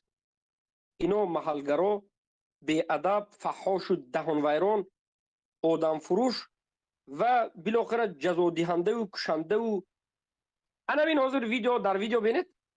این نامش جمپولیک، نامش جمشید. ما اینا در اول همین وایمه کردم و انا مین گفته بود که ما بسری ابو محمد برادرهایش 200,000 موندیم. دوملو اقبال ما اینه ما ویم گفته خیلی دوملو اقبالش که هر دوش یک تا شده. اهل توحید خیلی اذیت داده، بسری شما پول موندیم. اقبال گفت برید فروشید اینها را فروشید، کشید، نابود کنید. گفتن 200,000 ما میتیم، ما پول میتیم، کشید. گفتن اینو خبیثا میتین کرد. شاگرد و استاد مرحبا نکن. شاگرد حالت چه بینید حضرت آوازش که تیمونه دینه منچر رحمت الله نه مازدگی فرهاد خدای رو رحمت الله الماس اومدن شو گشته نیاجی نبرو آدم به یکم چیز زدن نه احوال نه دست خیلی نمیراتیا نه مجوزدگی مایم نه میتوان منچر ویدیو برای ما که ما خیر نمیمونم بر عزیز نبال نیسا نبین کوی که نپراتو اماش برای همه هسته که بدونم که الماس پیش امانش جایدون شایده که گفت گفت زاگیم رحمت الله همجاده ولی ای راست کمکی فرهاد خدای رو که شما دان دی اصلا مسئله تیم زنگیری ما بسیار کارا بود که من میدونم باید که رحمت الله را محمد اقبال اطراف یکی کارش کار سریوز نیای اصلا محمدان نو مردم زدن گریختن رفتن تلفن ما گرفتگی تلفن دستی که تابعی هم تلفن های برادر این هم تلفن براشوش با قبش کنم که اون سیوز نیستی پیدا میکنم اون سیوز میوم تمام چرجان جاویدون رو من انشالله و دیگه برادر یه چیزی هست که نامردانه سه کس و مگه کس زده گریختگی رفتگی خیلی شما امید ترسیم که تا آخیره اینا میگم موسیقی بیگناه نیست یک سرزده دیوانه اینا ممنون است اینا ممنون گروهی متشکل جنایی اینا مازم گروه متشکل جنایی بود حالا اكو دو گروه متشکل جنایی اینا دیگر کس زلاج نمیگیرد محمد اقبال اینا را زلاج نمیگیرد محیدین کبیری دیگرها به فرمان میتهد دیگرها زلاج نمیگیرد اینا باور کنید به گفت خودشون اروپا از همه جای به مدنیت برفتگان رسوای شرمنده کردن باور بکنید انکو فهمیدید که تاجیک به ابرو مسلمانای تاجیک به ابرو در تمام دنیا نامش به افراطی مشهور به ابروش من گوهای ترقی من شرمنده ها من خوبسای به ادب به مدنیت ها من این کسانی که نه ابروی خودشون نه ابروی مسلمان نه ابروی کافر یگان کس نموند یک چه گرفته رفته ساقت خودشون این خوبسا گجا نرود در همونجا گروه جنایی متشکل جنایی تأسیس میدید حاضر در اروپا چند گروه جنایی اینو تشکیل داده هستند والله اعلم قاعده همین است هر کسی که با ما نیست میگویند دشمنی ما است این خوبسای حزبیان یک قاعده دارد هر کسی با ما نیست دشمنی ما است هر کسی که ضد ما سخن کرد این باید نابود کرده شود تهمت کرده شود زده شود کشته شود اینها تلفن‌های مردم میگرفتند کوداش میگرفتند در درونش اكو چیکار میکنند والله اعلم همین جماعت گروهی متشکل جنایی و هم او دیگری گروهی متشکل جنایی لیکن ما مراجعت ما به برادرهای مسلمانی که امروز در اروپا زندگی میکنند مسلمان عادی نه طرفدار یگان مخالف جماعت و حکومت برای کار و زندگی فعالیت آرام به شما نصیحت میکنم که از این خوبسا احتیاط شوید از این خوبسا دور شوید اینا به همه کار دست داده شدند این خوبسا به همه پسترین رذیلترین کار قادر هستند میگیرن شما را تلفناتون میگیرن به درون تلفن شما مثلا یگان رسم ها رو سکچات میکنند بعد از این شما رو متهم میکنند که انا در تلفن تو فلان فلان چیز یافتیم به ما فلان سوم پول ده حالا کمپانی اقبال انا همین طریق از مردم پول گرفته زده شده است انا می شاگرد اقبال انا من جمپولیک یک کسی دیگر زده است چیکار کرده است پول گرفته است انا هم خیلی اندینو برادر عزیزم احتیاط شوید نشود که بدام این خوبسا غلطید نشود که حیات دنیای آخرت شما اینا سوزد اینا زلاج میگیرد اساس چیز تلفن های شما رو میگیرد بعد از تلفن گرفتن معلوم است به درونش یگان سایت به داخل میشد به تلفن شما یگان رسمای میسازد یگان ویدیو اسکچات میکند بعد از این میگه که تلفن تو برای خیلی ویدیو است ما تو رو میسپاریم در حقیقت به همون خیلی تلفن شما را گیرند 5 سال 10 سال 15 سال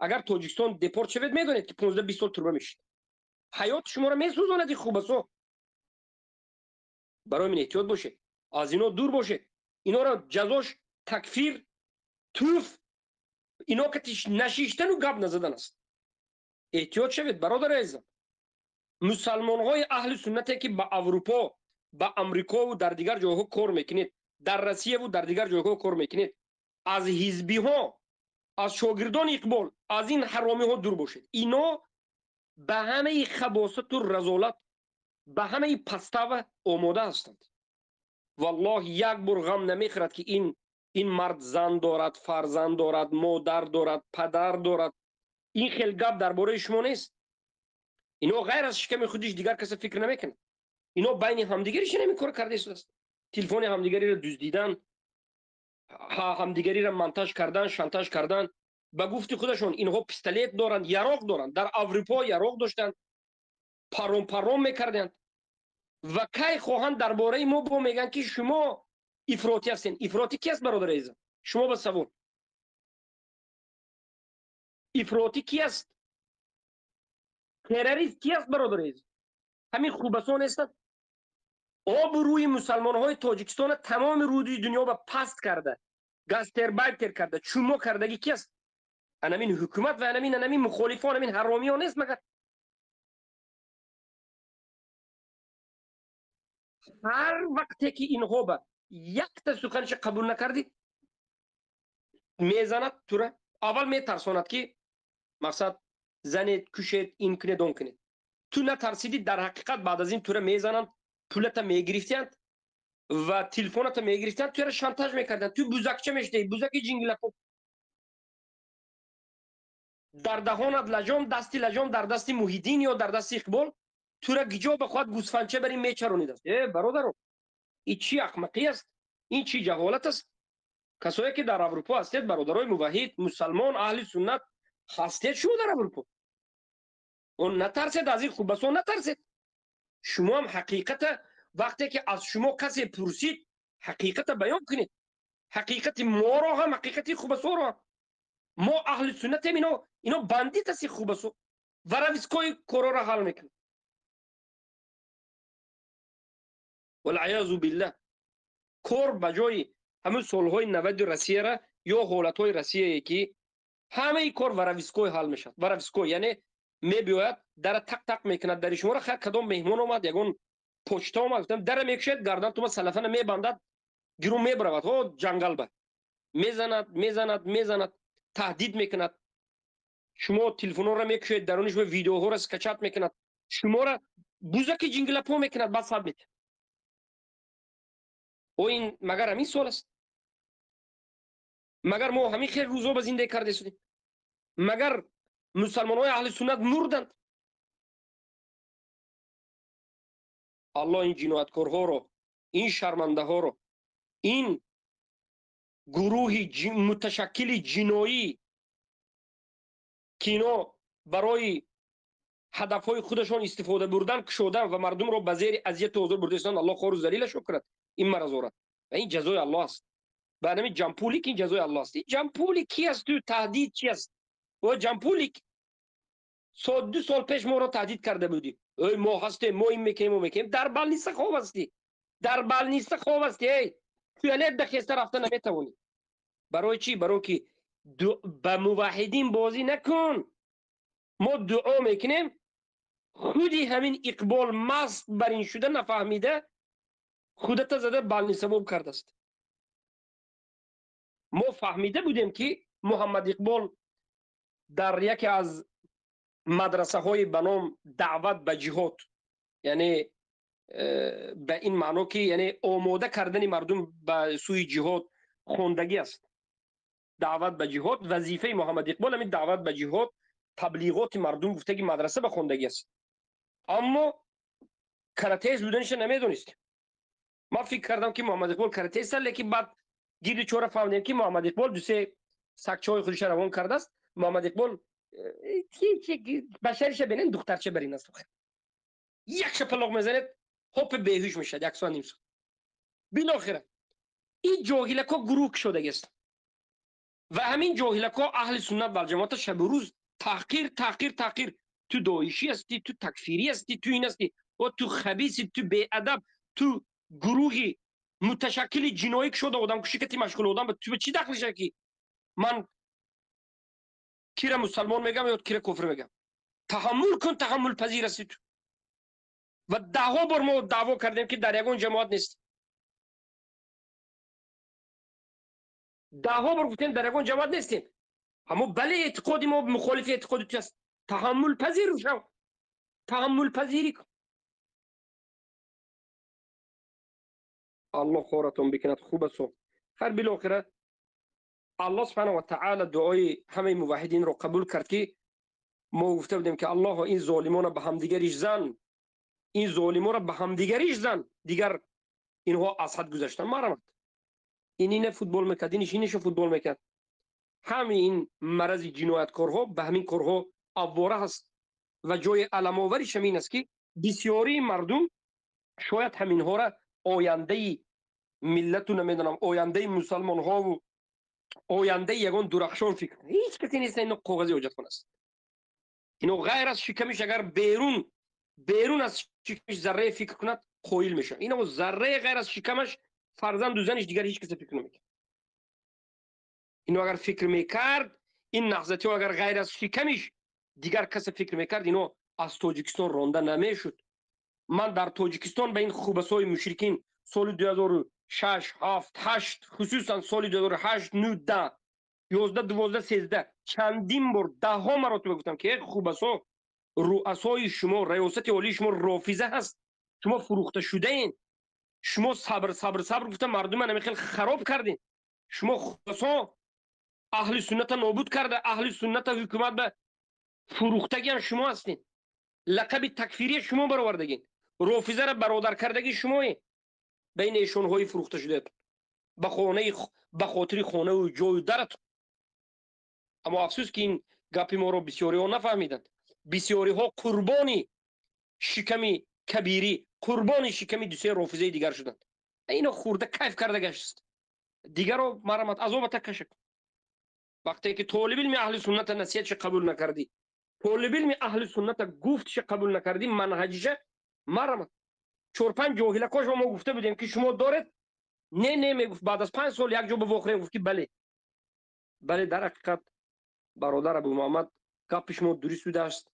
اکو فهمیدیم که در بالای ما بعد از پراکنده شدن و بعد از گریختن، اینا در اول به ترکیه گریخته بود، بعد از گریختن من گفتم که بله ما فهمیدید اینا با خودش ریاستی همون حزب داخل میتدین دو پای دیگر مشرکی دیگر. اینا گفتن، من گفتم به اینا که بله شما فهمیدید که در حزب شما شیعه بود است، لیکن دیر کردیتون. مسئله تمام. اکو فهمیدن حاجت نداره. این به مانند یک کسی که تو مردنش مسلمان شو میگید نه حق نیست میگه، مسلمانی حق نیست میگه. وقتی مردن به ملائک الموت میبینه دو من مسلمان شدم میگه، قبول نیست. حزبی هم این 2 نفر بعد از پراکنده شدن حزب، بعد از لطکوب شده از تاجیکستان برآمدن، به من میگن که بله سخن شما درست بوده است. من گفتم این خیلی باشد، من یک سخنی نو میگم، حاضر با یک سخنی نو میگم، کنی ببینیم چه عقل شما چه شده است، چی میگید. من گفتم سخنی نوبتی هم این است که حالا شما، این سخن سال 2016 بود، حالا گفتم شما اردوغان رو خیلی امیر المؤمنین خلیفت المسلمین ماشاءالله تبارک الله گفته شده، این آدم همین خلیفه هم نه، امیر هم نه، این یک آدم کافر است. باور میکنید 2 نفر قریب دیوانه شد، ناواس بر این خورس کرد به یک عذاب داشت.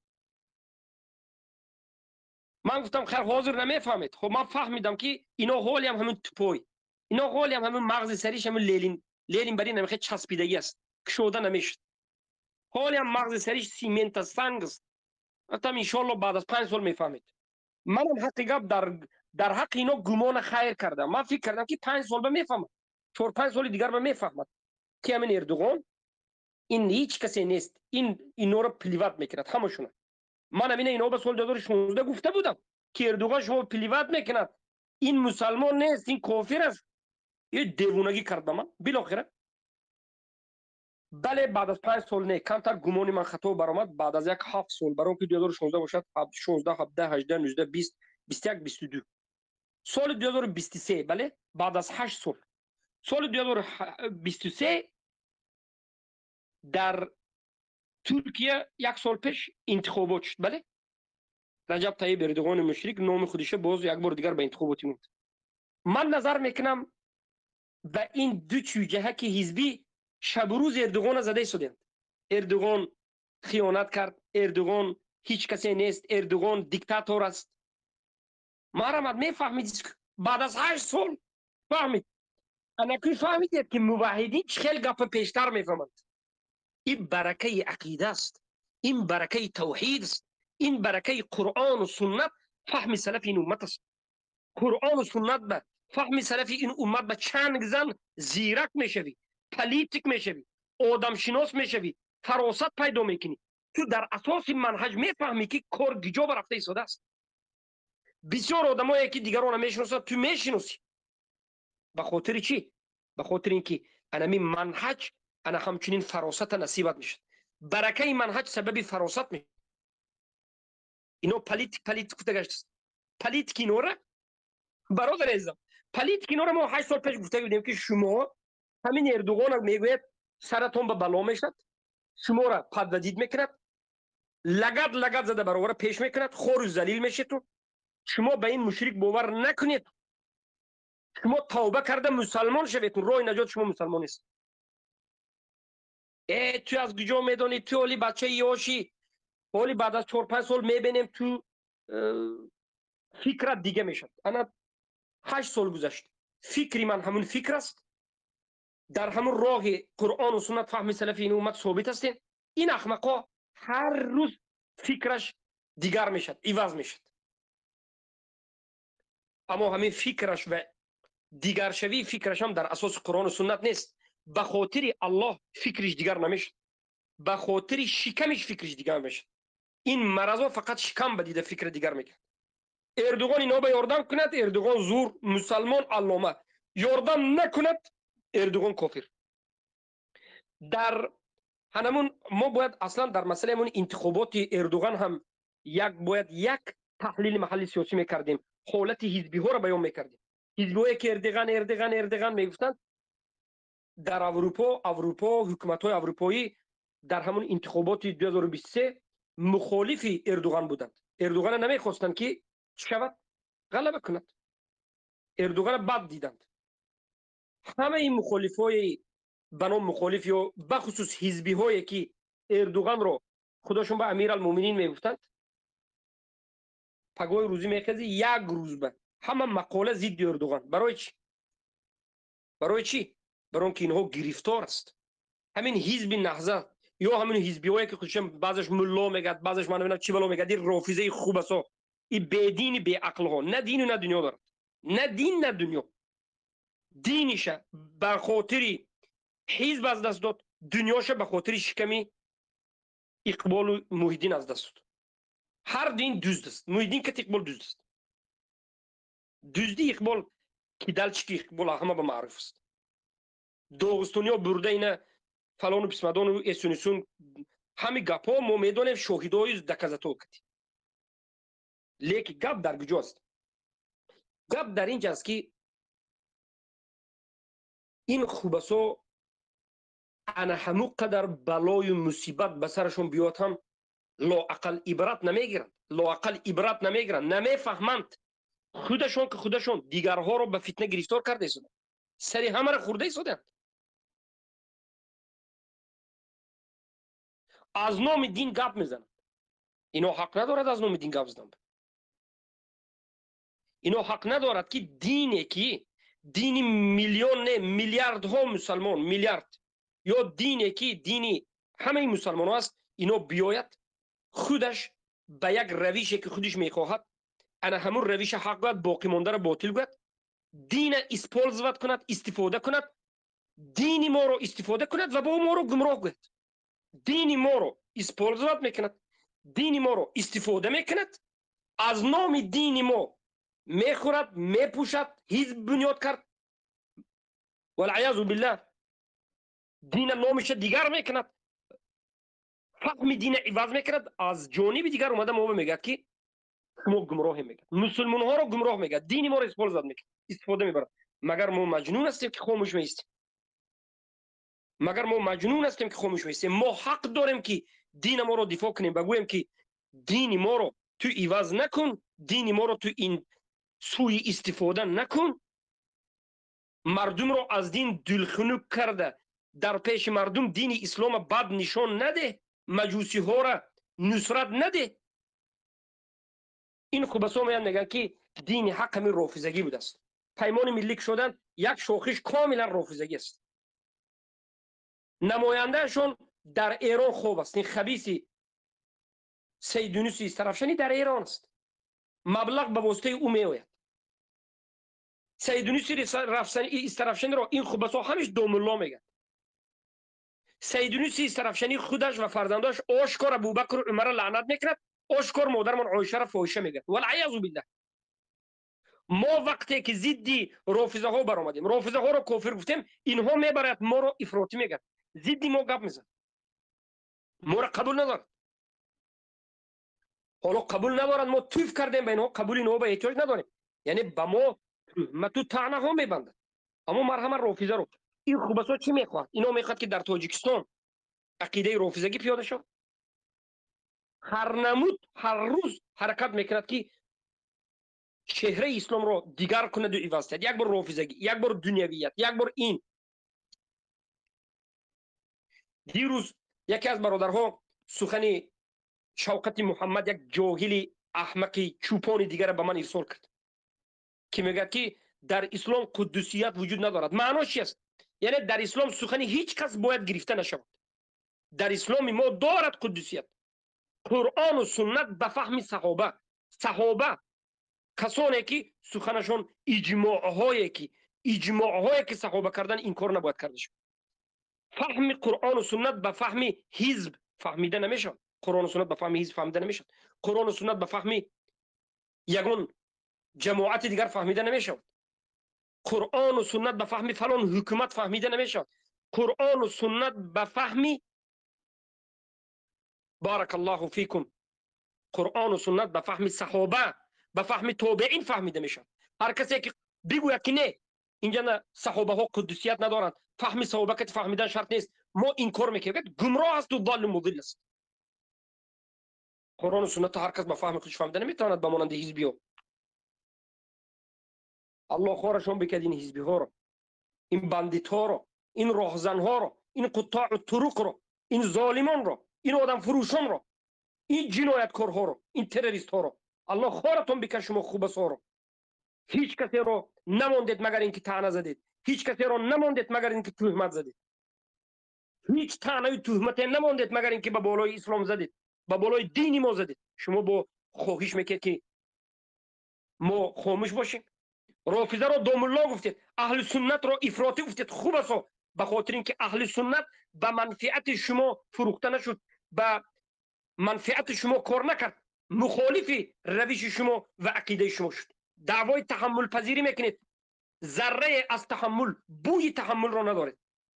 با شما دعوای آزاداندیشی و تحمل پذیری میکنید. کو تحمل پذیری آزاداندیشی شما؟ خوب است، هر کسی که مخالف شما شد او را باید فروشید، به سرش پول میمونید، قتل و کشتار. سال 1992 هزارها انسان را کشتید. قول محمد جان را به خاطر به سید عبدالله نوری موافقت نکردن کشتید. بس نبود که امروز هم همین کار ادامه میدید. آدم که شوی خوب است. کی بس میکنید شما؟ متهمی را کی بس میکنید؟ دین را استفاده کردن را کی بس میکنید؟ از دین ما مسلمان ها دست بردارید. از نام اهل سنت گپ نزنید. شما هیچ کسی هستید خوب است. هر کسی که حزبی است اهل سنت نیست، حزبی اهل سنت نیست. با تو کی اجازه داد که اهل سنت رو تحقیر کنی؟ با تو کی اجازه داد که رافضه رو دامالله گویی، اهل سنت خوارج گویی یا تکفیری گویی؟ تو خبیث. و بعدن وقتی که ما به تو رد میزنیم به ما غل و غله میکنیم. تهدید به هر جماعت نسبت دادن، مرحمت الله خورتون کرد و باز دعا میکنیم که الله خورتون بکنه. الله خورتون بکنه. شما خوب است. الله گرفتارتون بکنه. به مکری کشیدهتون واقع شوید. و مکر و مکر الله والله خیر الماکرین. دعا میکنیم که به مکرهای کشیدهتون گرفتار شوید، به نقشه های کشیدهتون گرفتار شوید. خوب است. غیر از آدم فروشی دیگر هیچ هنری نداره. غیر از آدم کشی دیگر هنری نداره. شما غیر از آدم فروشی و آدم کشی دیگر هنری نداره. الله خورتون بکنه. با همین صحبتی مرده رو به پای میرسونیم. سبحانك اللهم بحمدک اشهد ان لا اله الا انت استغفرک و اتوب الیک. اگر برادران صحبت داشته باشند صحبت کنن، وگرنه ما رفتیم. السلام علیکم و رحمت الله و برکاته. السلام و رحمت الله و برکاته. شیخ انشاءالله که شناختیم من که مخیان اون روز برآمدیم صحبت کردیم کو. بله باس بله.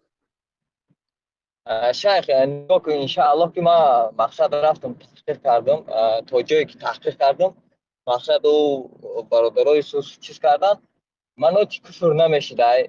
در حقیقت این مناط کفر نمیشده و یعنی که من تکفیر کرده بودم، تکفیرم رجوع کردم، یعنی که این چیز مناط کفر نبوده. من مقصد به خاطر نه کبر نه غرور نه یگام چیزی که حقه، انشاءالله که ما طرف حقیم، بجای قرآن و سنت هم ما همه طرفیم. الحمدلله. بارك الله فيك. الله سبحانه وتعالى برکت بیتد و جوانمردی که مثلا دوره خطوگی را خطوگی گفتن نصیب بکند. لیکن آدم عجله نباید کنه برادر. این یک درس است. نه من اونو به خودت صحبت نمیکنم، به دیگر برادر عجله شرط نیست. من بعضی تکفیر میکنم، شما فکر نکنید که منم عجله کردم. من از سبب همین کمی فضل الله کرم الله کمی از همین بوی علم بردنم کفر میبینیم، در اساس دلیل مثلا تکفیر میکنیم بعضی حالات. اما این معنیش اینه که مثلا هر چیزی که به من معقول نیست باید تکفیر کرده شود. این خیلی نیست و خیر.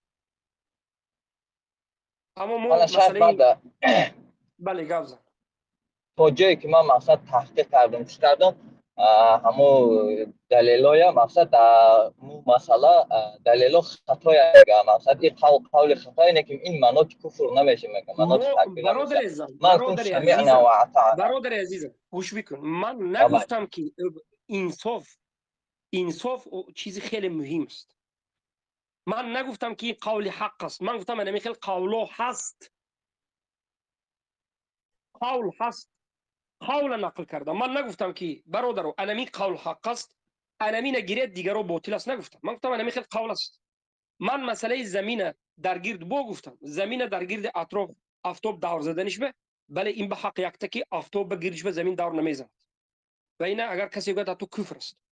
مسئله دوم مسئله زمین کروله است یا که زمین مسطح است. من گفتم این مسئله به قول راجح است. دو قول است، کروله یا زمین پهن. ما گفتیم زمین پهن است، اما این مسئله به تکفیر کرده نمیشه. مسئله آفتاب یک تاست یا یک چند است. قولا گوناگون است، از سخنهای علما فهمیده میشد. زیرا که ابن عباس و غیره گفتند که بین هر یک زمین به مانند زمین آسمان 500 سالینه راه است، تماما دیگر است. حتی هر یک زمین به آدم‌های مخصوص زندگی میکنه. پیامبرها هست، این اون است. ما میگیم این قول ضعیف است، والله اعلم آفتاب این اون ضعیف است، اما این خیلی آدمی گفتگی تکفیر کرده نمیشه. یعنی این منهجی ما گفتیم هیچ بوکی ندارد. بله شیخ ها، همین دلیل ضعیف اینه که من گفتم که من تکفیر کردگیم رجوع کردم. اگر برادرایی که همینجا باشن، این اما مقصد یک مسئله دیگه دم صحبت کرده بودیم، اومده بودن مقصد گفتن که شیخ ای چیزاش رجوع کردگی، ما همونجا گفتم که تمام این دو مسئله رجوع کردگی باشه شیخ، تمام بسم الله من قبول دارم. برادر خود مسئله در کار نیست. کدوم مسئله؟ مسئله که در مسئله زمین چیز کلان ایکو جنت کلان ایکو برادر ما کبر نداریم. ما کبر نداریم. اولا من میگم که والله عقیده من ما برادرها گذاشتیم 10 سال پیش یگان آدم نیست مگر اینکه جنت بزرگ میدارد. این چیز به شک نیست. این یک سبقت اللسان شد. این یک بی خبر از دهان میخیل برآمد به قصد دیگر بود. مقصدی من زمین بزرگیش نه از نظر مساحت، یعنی بزرگ بودن زمین را من میخواستم فهمونم، نه بار دیگر میگم نه از نظر مساحت، از نظر قدر قیمت جنت زمین رو هم باید ما بی‌قدری نکنیم و بزرگی زمین رو هم همچون مخلوق یکی از بزرگترین دانیم گفتنی گپ بود که خطا شد. لیکن من از اونم توبه کردم، بله رجوع کردم. بعضی ها ملیگرا و وطنگرا میگن این گپ هم باطل است، دروغ است. نه بار دیگر تکرار میکنم که این گپ اگر از بعض سخنی من شنیده باشید این کفر است، وجود ندارد، این چنین سخن وجود ندارد. اما از سخن مجمل من که وحدت این آن گفتند، من اولا گفتم که این سخن مجمل است، من توبه کردم. ثانیا مقصد من دیگر بود. ما یگان کبر و غرور نمیکنیم که نکنه فقط من که حق هستم، من که حق هستم گفته ایستاده باشیم. ما که خطاگی میگیم، لغزش میگیم.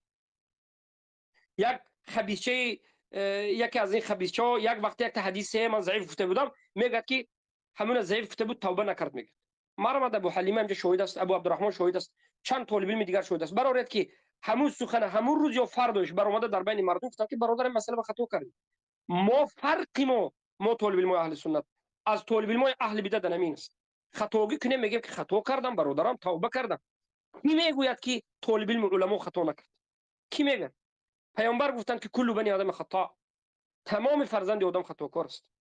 پیامبر الله سبحانه و تعالی تنبیه داد در بعض مسائل، عبس و تولی، یا که ما کان للنبی والذین آمنوا ان یستغفروا للمشرکین و غیر ذلك. و است و من کی هستم که خطا نکنم، لیکن من الله شکر میکنم که تا همین حاضر خطاگی کردگی ما فهمیده، توبه کرده یا خطاگی ما اصلاح کرده رفته ایستاده. اما مشکلی در دیگر چیز است، آدمای حسددار از خطاگیمون گردیم هم در بعض مسائل خطاگی کرده باشیم، گردیم هم نه قبول نکرده ایستاده. به خاطر چی؟ به خاطر اینکه اونها خطاگی مرا در اساس قرآن و سنت به خاطر اصلاح شدن من، به خاطر یک مسئله را صحیح درست شدنش بیان نکردن، به خاطر تحقیر من، به خاطر این آبروی مرا ریزانیدن و به همین واسطه دعوت ما رو نابود کردن، ما رو که تکفیر کردن. توبه کنیم هم تکفیر اینها ادامه داره. برای که تکفیر اینها، تحقیر اینها یا تهدید اینها به خاطر الله رسول نبود، به خاطر نابود کردن دعوت بود. به همین خاطر گفتن وزموجنست آمد، فرصت آمد، ابو محمد زنید، چهرش سیاه کنید، خطاگیش منتشر کنید، توبه کند هم قبول نکنید تا که مردم ابو محمد بد بیند و دیگر نابود شد. برای همین اینها سخن ما را درست هرگز فهمیدن هم نمیخواند. لیکن الحمدلله ما میدونیم که مهم نیست که کسی قبول میکند یا نمیکند، مهم این است که ما در نزد الله وقتی که مردیم، وفات کردیم، در اساس توحید، در اساس اخلاص، در اساس حق، در اساس از خطاگیمون بازگشتن، در اساس خاکساری در روبروی قرآن و سنت بازگردیم. همین است برادر. برای همین میگم که بسیار برادرایی که امروز علم ندارن، منهج استدلال قرآن و سنت نمیفهمن، برادر عزیزم در این مسائل هایی که اینجا مسئله منوط تکفیر نیست، تکفیر شرط نیست، خودتون کانتر دارتون برادر، ظلم نکنیتون، در حق یک برادرم ظلم نکنیتون برادر. شما والله اگر این خیلی جاهلانه تحقیق نکرده اومده تکفیر کردن گیرتون، پیش دعوت شما میگیرید. اکنون فهمیدید که یهود، برای اکنون فهمیدید که علما گفتند که ما باید پیش از این که یهود و نصارا با بعضی میگن که بیاد وحدت کنیم یهود و نصارا کتی جنگیم، پیش از این که به یهود و نصارا جنگ کنی اول این مسلمان ها باید تعلیم تی. برای چی؟ برای که همین مسلمان ها از سبب جاهلی اولین کسانی که پیش حق میگیرند، اولین کسانی که علما را میکشند همین است. مگر ابن جریر طبری را یهود و نصارا تنها گذاشت و بلکاده کرد و کشت؟ مگر امام بخاری را یهود و نصارا ادینوشکه کرد، تنها کرد و در یک غرفه تنها وفات کرد؟ مگر سفیان ثوری را یهود و نصارا از این جا به آنجا فرار کنند و تنها وفات کرد؟ مگر ابن تیمیه رحمه الله را یهود و نصارا به ترمه گرفتار کرد و در درون ترمه مرد؟ مگر ابن القیم الجوزی را یهود و نصارا بیرون از قبرستان به گور کردن، کوچه به گور کردن، نماندن به قبرستان مسلمان گور کردن؟ مگر ابن ابی العز حنفی را یهود و نصارا برده ترمه کرده، زنش کشیده گرفته کنیز کرده؟ همینا را به نام خودش مسلمان میگفتگی ها میکره کرد، همه جوهلا کرد، قدر عالم نفهمید، سخن عالم نفهمید، برای بعد میکره کرد. امروز دشمن اساسی ترین طالب علم علما همین برادرهای مسلمان ما که علم ندارد، می برایت این خیل گفت، این خیل گفت، آن خیل گفت، نمیگذارد که یک موحد، یک طالب علم که خوندگی است، دیروز تحریری بود، دیوانه بود، جاهل بود، نه 10 سال 15 سال در اساس منهج خوندگی است، از یاد کردگی است، خوندگی است، برآمده درس میگه، نمیگذارد که دعوت کنه. حالا حزبی رمان، حالا طاغوت رمان، آذری رمان، جهمی رمان، برادر موحد خودت، برادر موحد خودت یک روز به تهمت به سرتون نمیست. شب و روز از سبب جهل، تهمت و مصیبت. بله ما این چیز میدونیم، علمای ما به گذشته بود، صبر میکن، صبر میکن. همین ابو حنیفه هم یهود و نصارا زده نکشت، امام شافعی هم یهود و نصارا زده چلکش نکرد، دست امام مالک زده یهود و نصارا نشکست. آخر همین جوهلای خودشون مسلمان میگفتگی بودن. مصیبت بزرگ این است که امت علما رو نمیفهمد، مردم علما رو نمیفهمد. بله فهمیده رفته ایستادن، مثال بسیار برادرها میفهمن، لیکن دعوت نو به نو که آدم به دعوت داخل میشد، هر سخن به پریتنزه کردن میگیرد. شما فکر میکنید که تکفیر کردن من همین روز به وجود آمد؟ صوفی ها مرا کی ها به خاطر اسما و صفات تکفیر کرده بودند، آذری ها مرا به خاطر عذر بالجهل عذر مشرک کی ها سگ جهنم گفته تکفیر کرده بودند. اشعری و ماتریدی به خاطر الله در بالا آسمان گفتن تکفیر کرده بودند. علمای طاغوتی به خاطر حکومت طاغوتیشون تکفیر کرده بودند. حزبی ها به خاطر حزبشون تکفیر کرده بودند. دوسه جاهل ژلاتین گفته تکفیر کرد، ریبا به حلال گفته تکفیر، همش تومت است. قومگرا گفته ژلاتین حلال گفت، خوک حلال گفته تکفیر کرد. ریبا را حلال گفته تکفیر کرد که ما بروات خود اعلام میکنیم دروغ است. قومگرا گفته تکفیر کرد که بروات خود اعلام میکنیم دروغ است. وحدت مشرکین دعوت کرد گفته تکفیر کرد که بروات خود اعلام میکنیم دروغ است. جنت زمین از جنت آسمان کلام گفت که از قولمون این قول گفتیم سبقت اللسان است، این به قصد نبود، نفهمیده مونده، مقصد ما این نبود. بعضی طالبین خسته می شود، بعضی در راه است، بعضی بیخبر از دهانش هر خیل گپا میبرد، گفته نمیشه، این خستگی است. توبه کنیم قبول نیست. چی میخواهد اینا؟ چی لازم است؟ بله اهل بدعت کرد که شکایت نیست، بله اهل بدعت کمری ما را شکست، اگر به ما کرد زد، به ما به سری ما پولمون مبلغمون 200,000 اینو اون قتل و کشتار این حزبی ها بر این کرد، ما که میگیم خیلی مشرکین است. اما از بین برادران خدا ما همین کار کند، به خاطر من نمیدونم چی است، به خاطر حسد است، به خاطر منظورم است، تو زورنیی است، به خاطر رئیس تلاشی است، امیر تلاشی است. و در این منهج هیچ کس امیر نکرد، امیر نیست، رئیس نیست. قرآن و سنت فهم سلفین اومد است. پرینسیپ شخصی خود پیش گرفتن است. ببین برادر عزیز، انامین یکی از راههای توحید پیش داشتن است. بیت پیش توحید نداره. پیش از اینکه یک کس تکفیر کنی، یک برادر موحد، ببینید تکفیر اهل برادرای ما از سبب جهل نمیفهمند که تکفیر اهل بدعت یک نمود دیگر خیل معامله کرده میشد، تکفیر اهل سنت دیگر خیل معامله کرده میشد.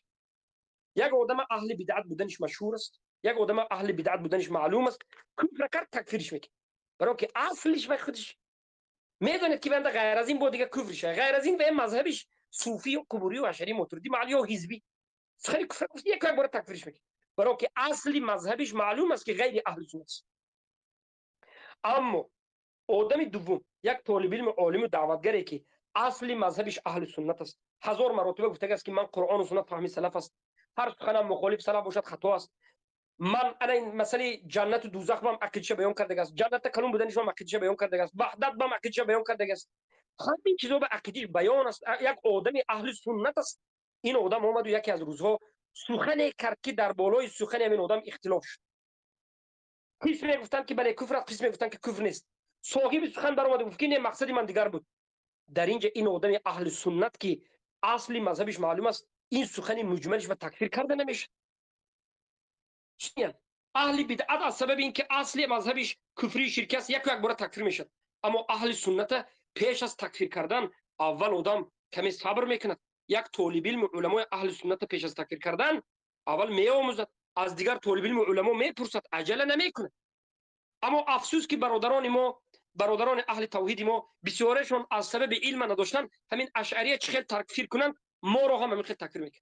اشعری کفر است میگه، مدنی هم کفر است. نمیفهمند که کفری صریح است، کفری آشکار است و کفری غیر صریح، خفی یا مجمل یا متشابه است.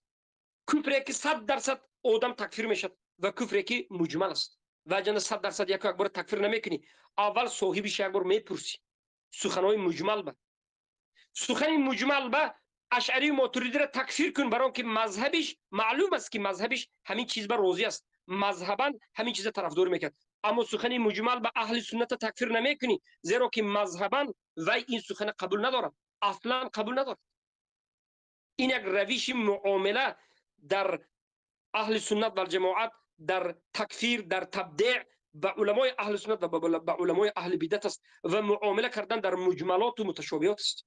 آخر این یک علم است. من اینا ممکن یک سال این چیزا چندین مرتبه خوندگی هستم، در نزد علما خوندگی هستم. این یک معامله، من آموختم، من برادر آموختگی نیستم، گپ گوشم نمیکنم. همین میگه قرآن و سنت باشد شد. قرآن و سنت به فهم خودشون میفهمن. تکفیر کردن میگن، تکفیر نوع به وجود آمدن میگن. اولین دشمنی مسلمان ها خود یعنی مسلمان است. اولین کشنده مسلمان ها خود مسلمان است. از سبب جهل آدم جاهل دشمنی امت است، دشمنی جمعیت است. چی لازم است؟ چی لازم است؟ پیش از اینکه شما مرا تکفیر کنید، روید از یک کس پرسید، اومدم بخشش پرسید، اول روید و همین پرسید خوب نبود، یا برای یک بار به خودم یا به برادرها گپ زنید خوب نبود. چی لازم است؟ شما فکر میکنید که غمخوری این امت فقط شما دیگرها نمیخواد؟ شما فکر میکنید که همه گمراه شما حق؟ مثلا بعضی برادرها بین میگه شما فکر میکنید که ما کدام احمقی از کوچه آمدیم؟ شما فکر میکنید که فقط شما جنت میخواید ما نمیخوایم؟ ما این راه به تعلیم گرفتیم برادر عزیزم اومدیم. ما هم مثل شما حق میخواهیم. اگر حق نخواهیم از خطاگی ما خودمون خطاگی خودمون را خودمون به دهانمون ذکر کرده رجوع کردیم. میگی یگان خیلی اینجا من نه شرم میدارم و نه چیزی دیگر. این برای من یک مردانگی من این فکر میکنم. من این یک خورسندی برای من است که پیش از مرگم فهمیدم. اما افسوس که امروز جهمی ها توانسته ایستادند که در بین موحدین اختلاف به وجود آید. امروز فرقه های باطل توانسته ایستادند که بعضی برادرهای ما را استفاده برند. برای همین برادر عزیزم کمی پیش از بیرحمانه معامله کردن کمی به خود آیید، کمی به خود آیید، کمی به منهج ما نظر کنید، منهجم معامله کنید. مسائل فقهی من بعضی برادران میبینم تکفیر کرده گشت. از یک طرف جهمی برین، از یک طرف خوارج غلو کردگی برین. والعیاذ بالله. بعد از این همین مشکلی برای چی است در بین موحدین؟ ما در بین برادران موحد یک مشکلی داریم تا به حال مشکلی حل نشد و حل نشده ایستاد است و این یک کمبودی بزرگ اهل توحید است. اهل بدعت ترک کنید، اهل بدعت ترک کنید، از اهل بدعت دور باشید. والله گمراهتون میکند، به شبهه گرفتارتون میکند. هر منطقه را ببینید یک تا اهل بدعت که مردم شناس است، خود دوشنبه باشد، خود اروپا باشد، خود نمیدونم روس و خود دیگر منطقه باشد، یک بدعت در یک مبتدع در بین اهل بدعت میگردد. بعضی برادر همه برادران یک مبتدع ترک کرده هستند.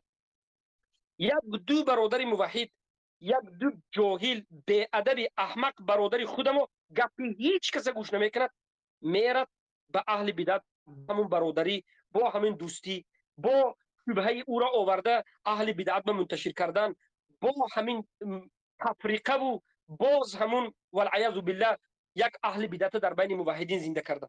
به خاطر الله ترک کن گویان میمریم ترک نمیکنیم. چیکار کنیم؟ دین نصرت دادنش برای همین است که آسان نیست و برای همین است که نصرت دهنده دین این در حقیقت اجر و پاداش زیاد دارد. در حقیقت اجر و پاداش زیاد دارد اگر خالصانه نصرت. اهل بدعت ترک کردن به خاطر مخالفتش به او سلام علیک نکردن، از او دور شدن، او را ترک کردن، این بزرگترین نصرت دین است. ما تو زمانی که اهل بدعت ترک نکنیم این دین نصرت دادن نمیتونیم، سنت نصرت دادن نمیتونیم. الله المستعان، الله المستعان. پس الله شما را حفظ بکند. الله به شما برادر عزیزم هر برکتون بده. بیاید منهجی باشیم، بیاید منهجی باشیم. الله یسوعتون بده. شیخ همه اخیران گپ میزنیم ان شاء الله ما هم ادمی چیز میشیم.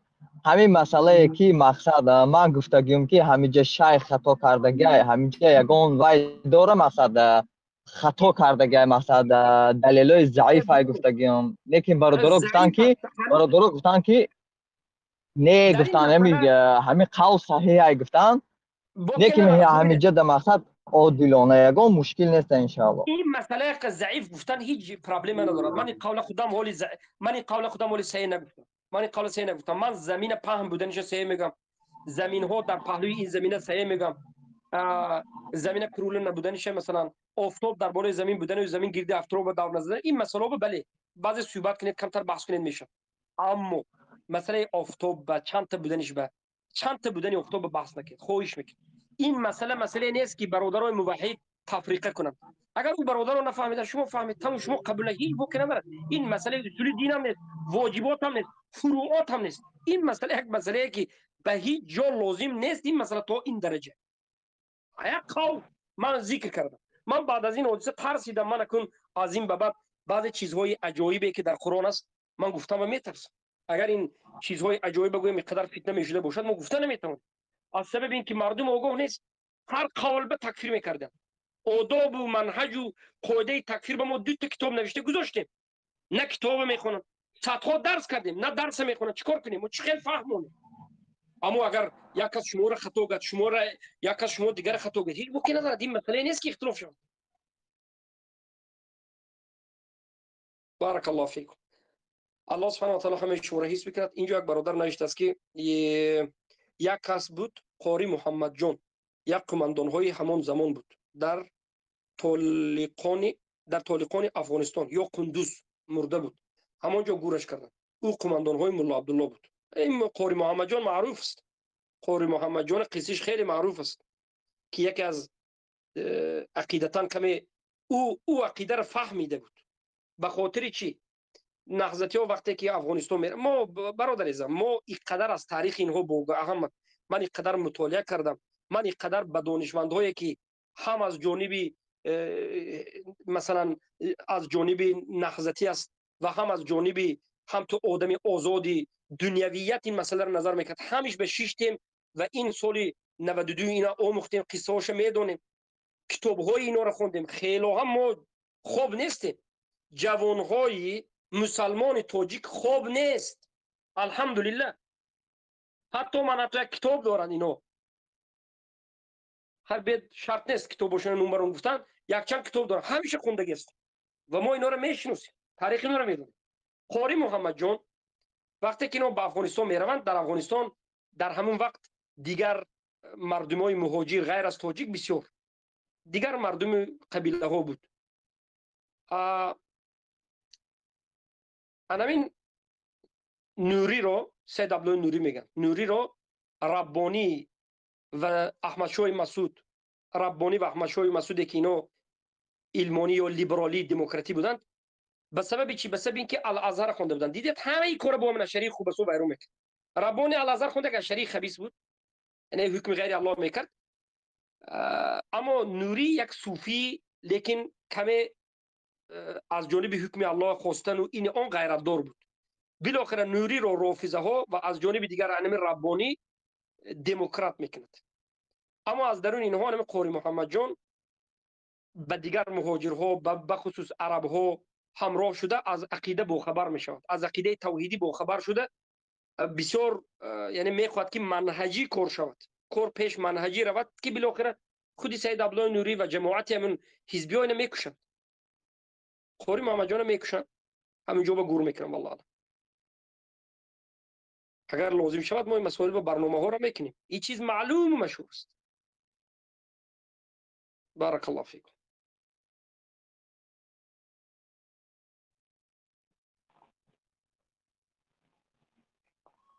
شیخ اجازه هست درس سپوریم.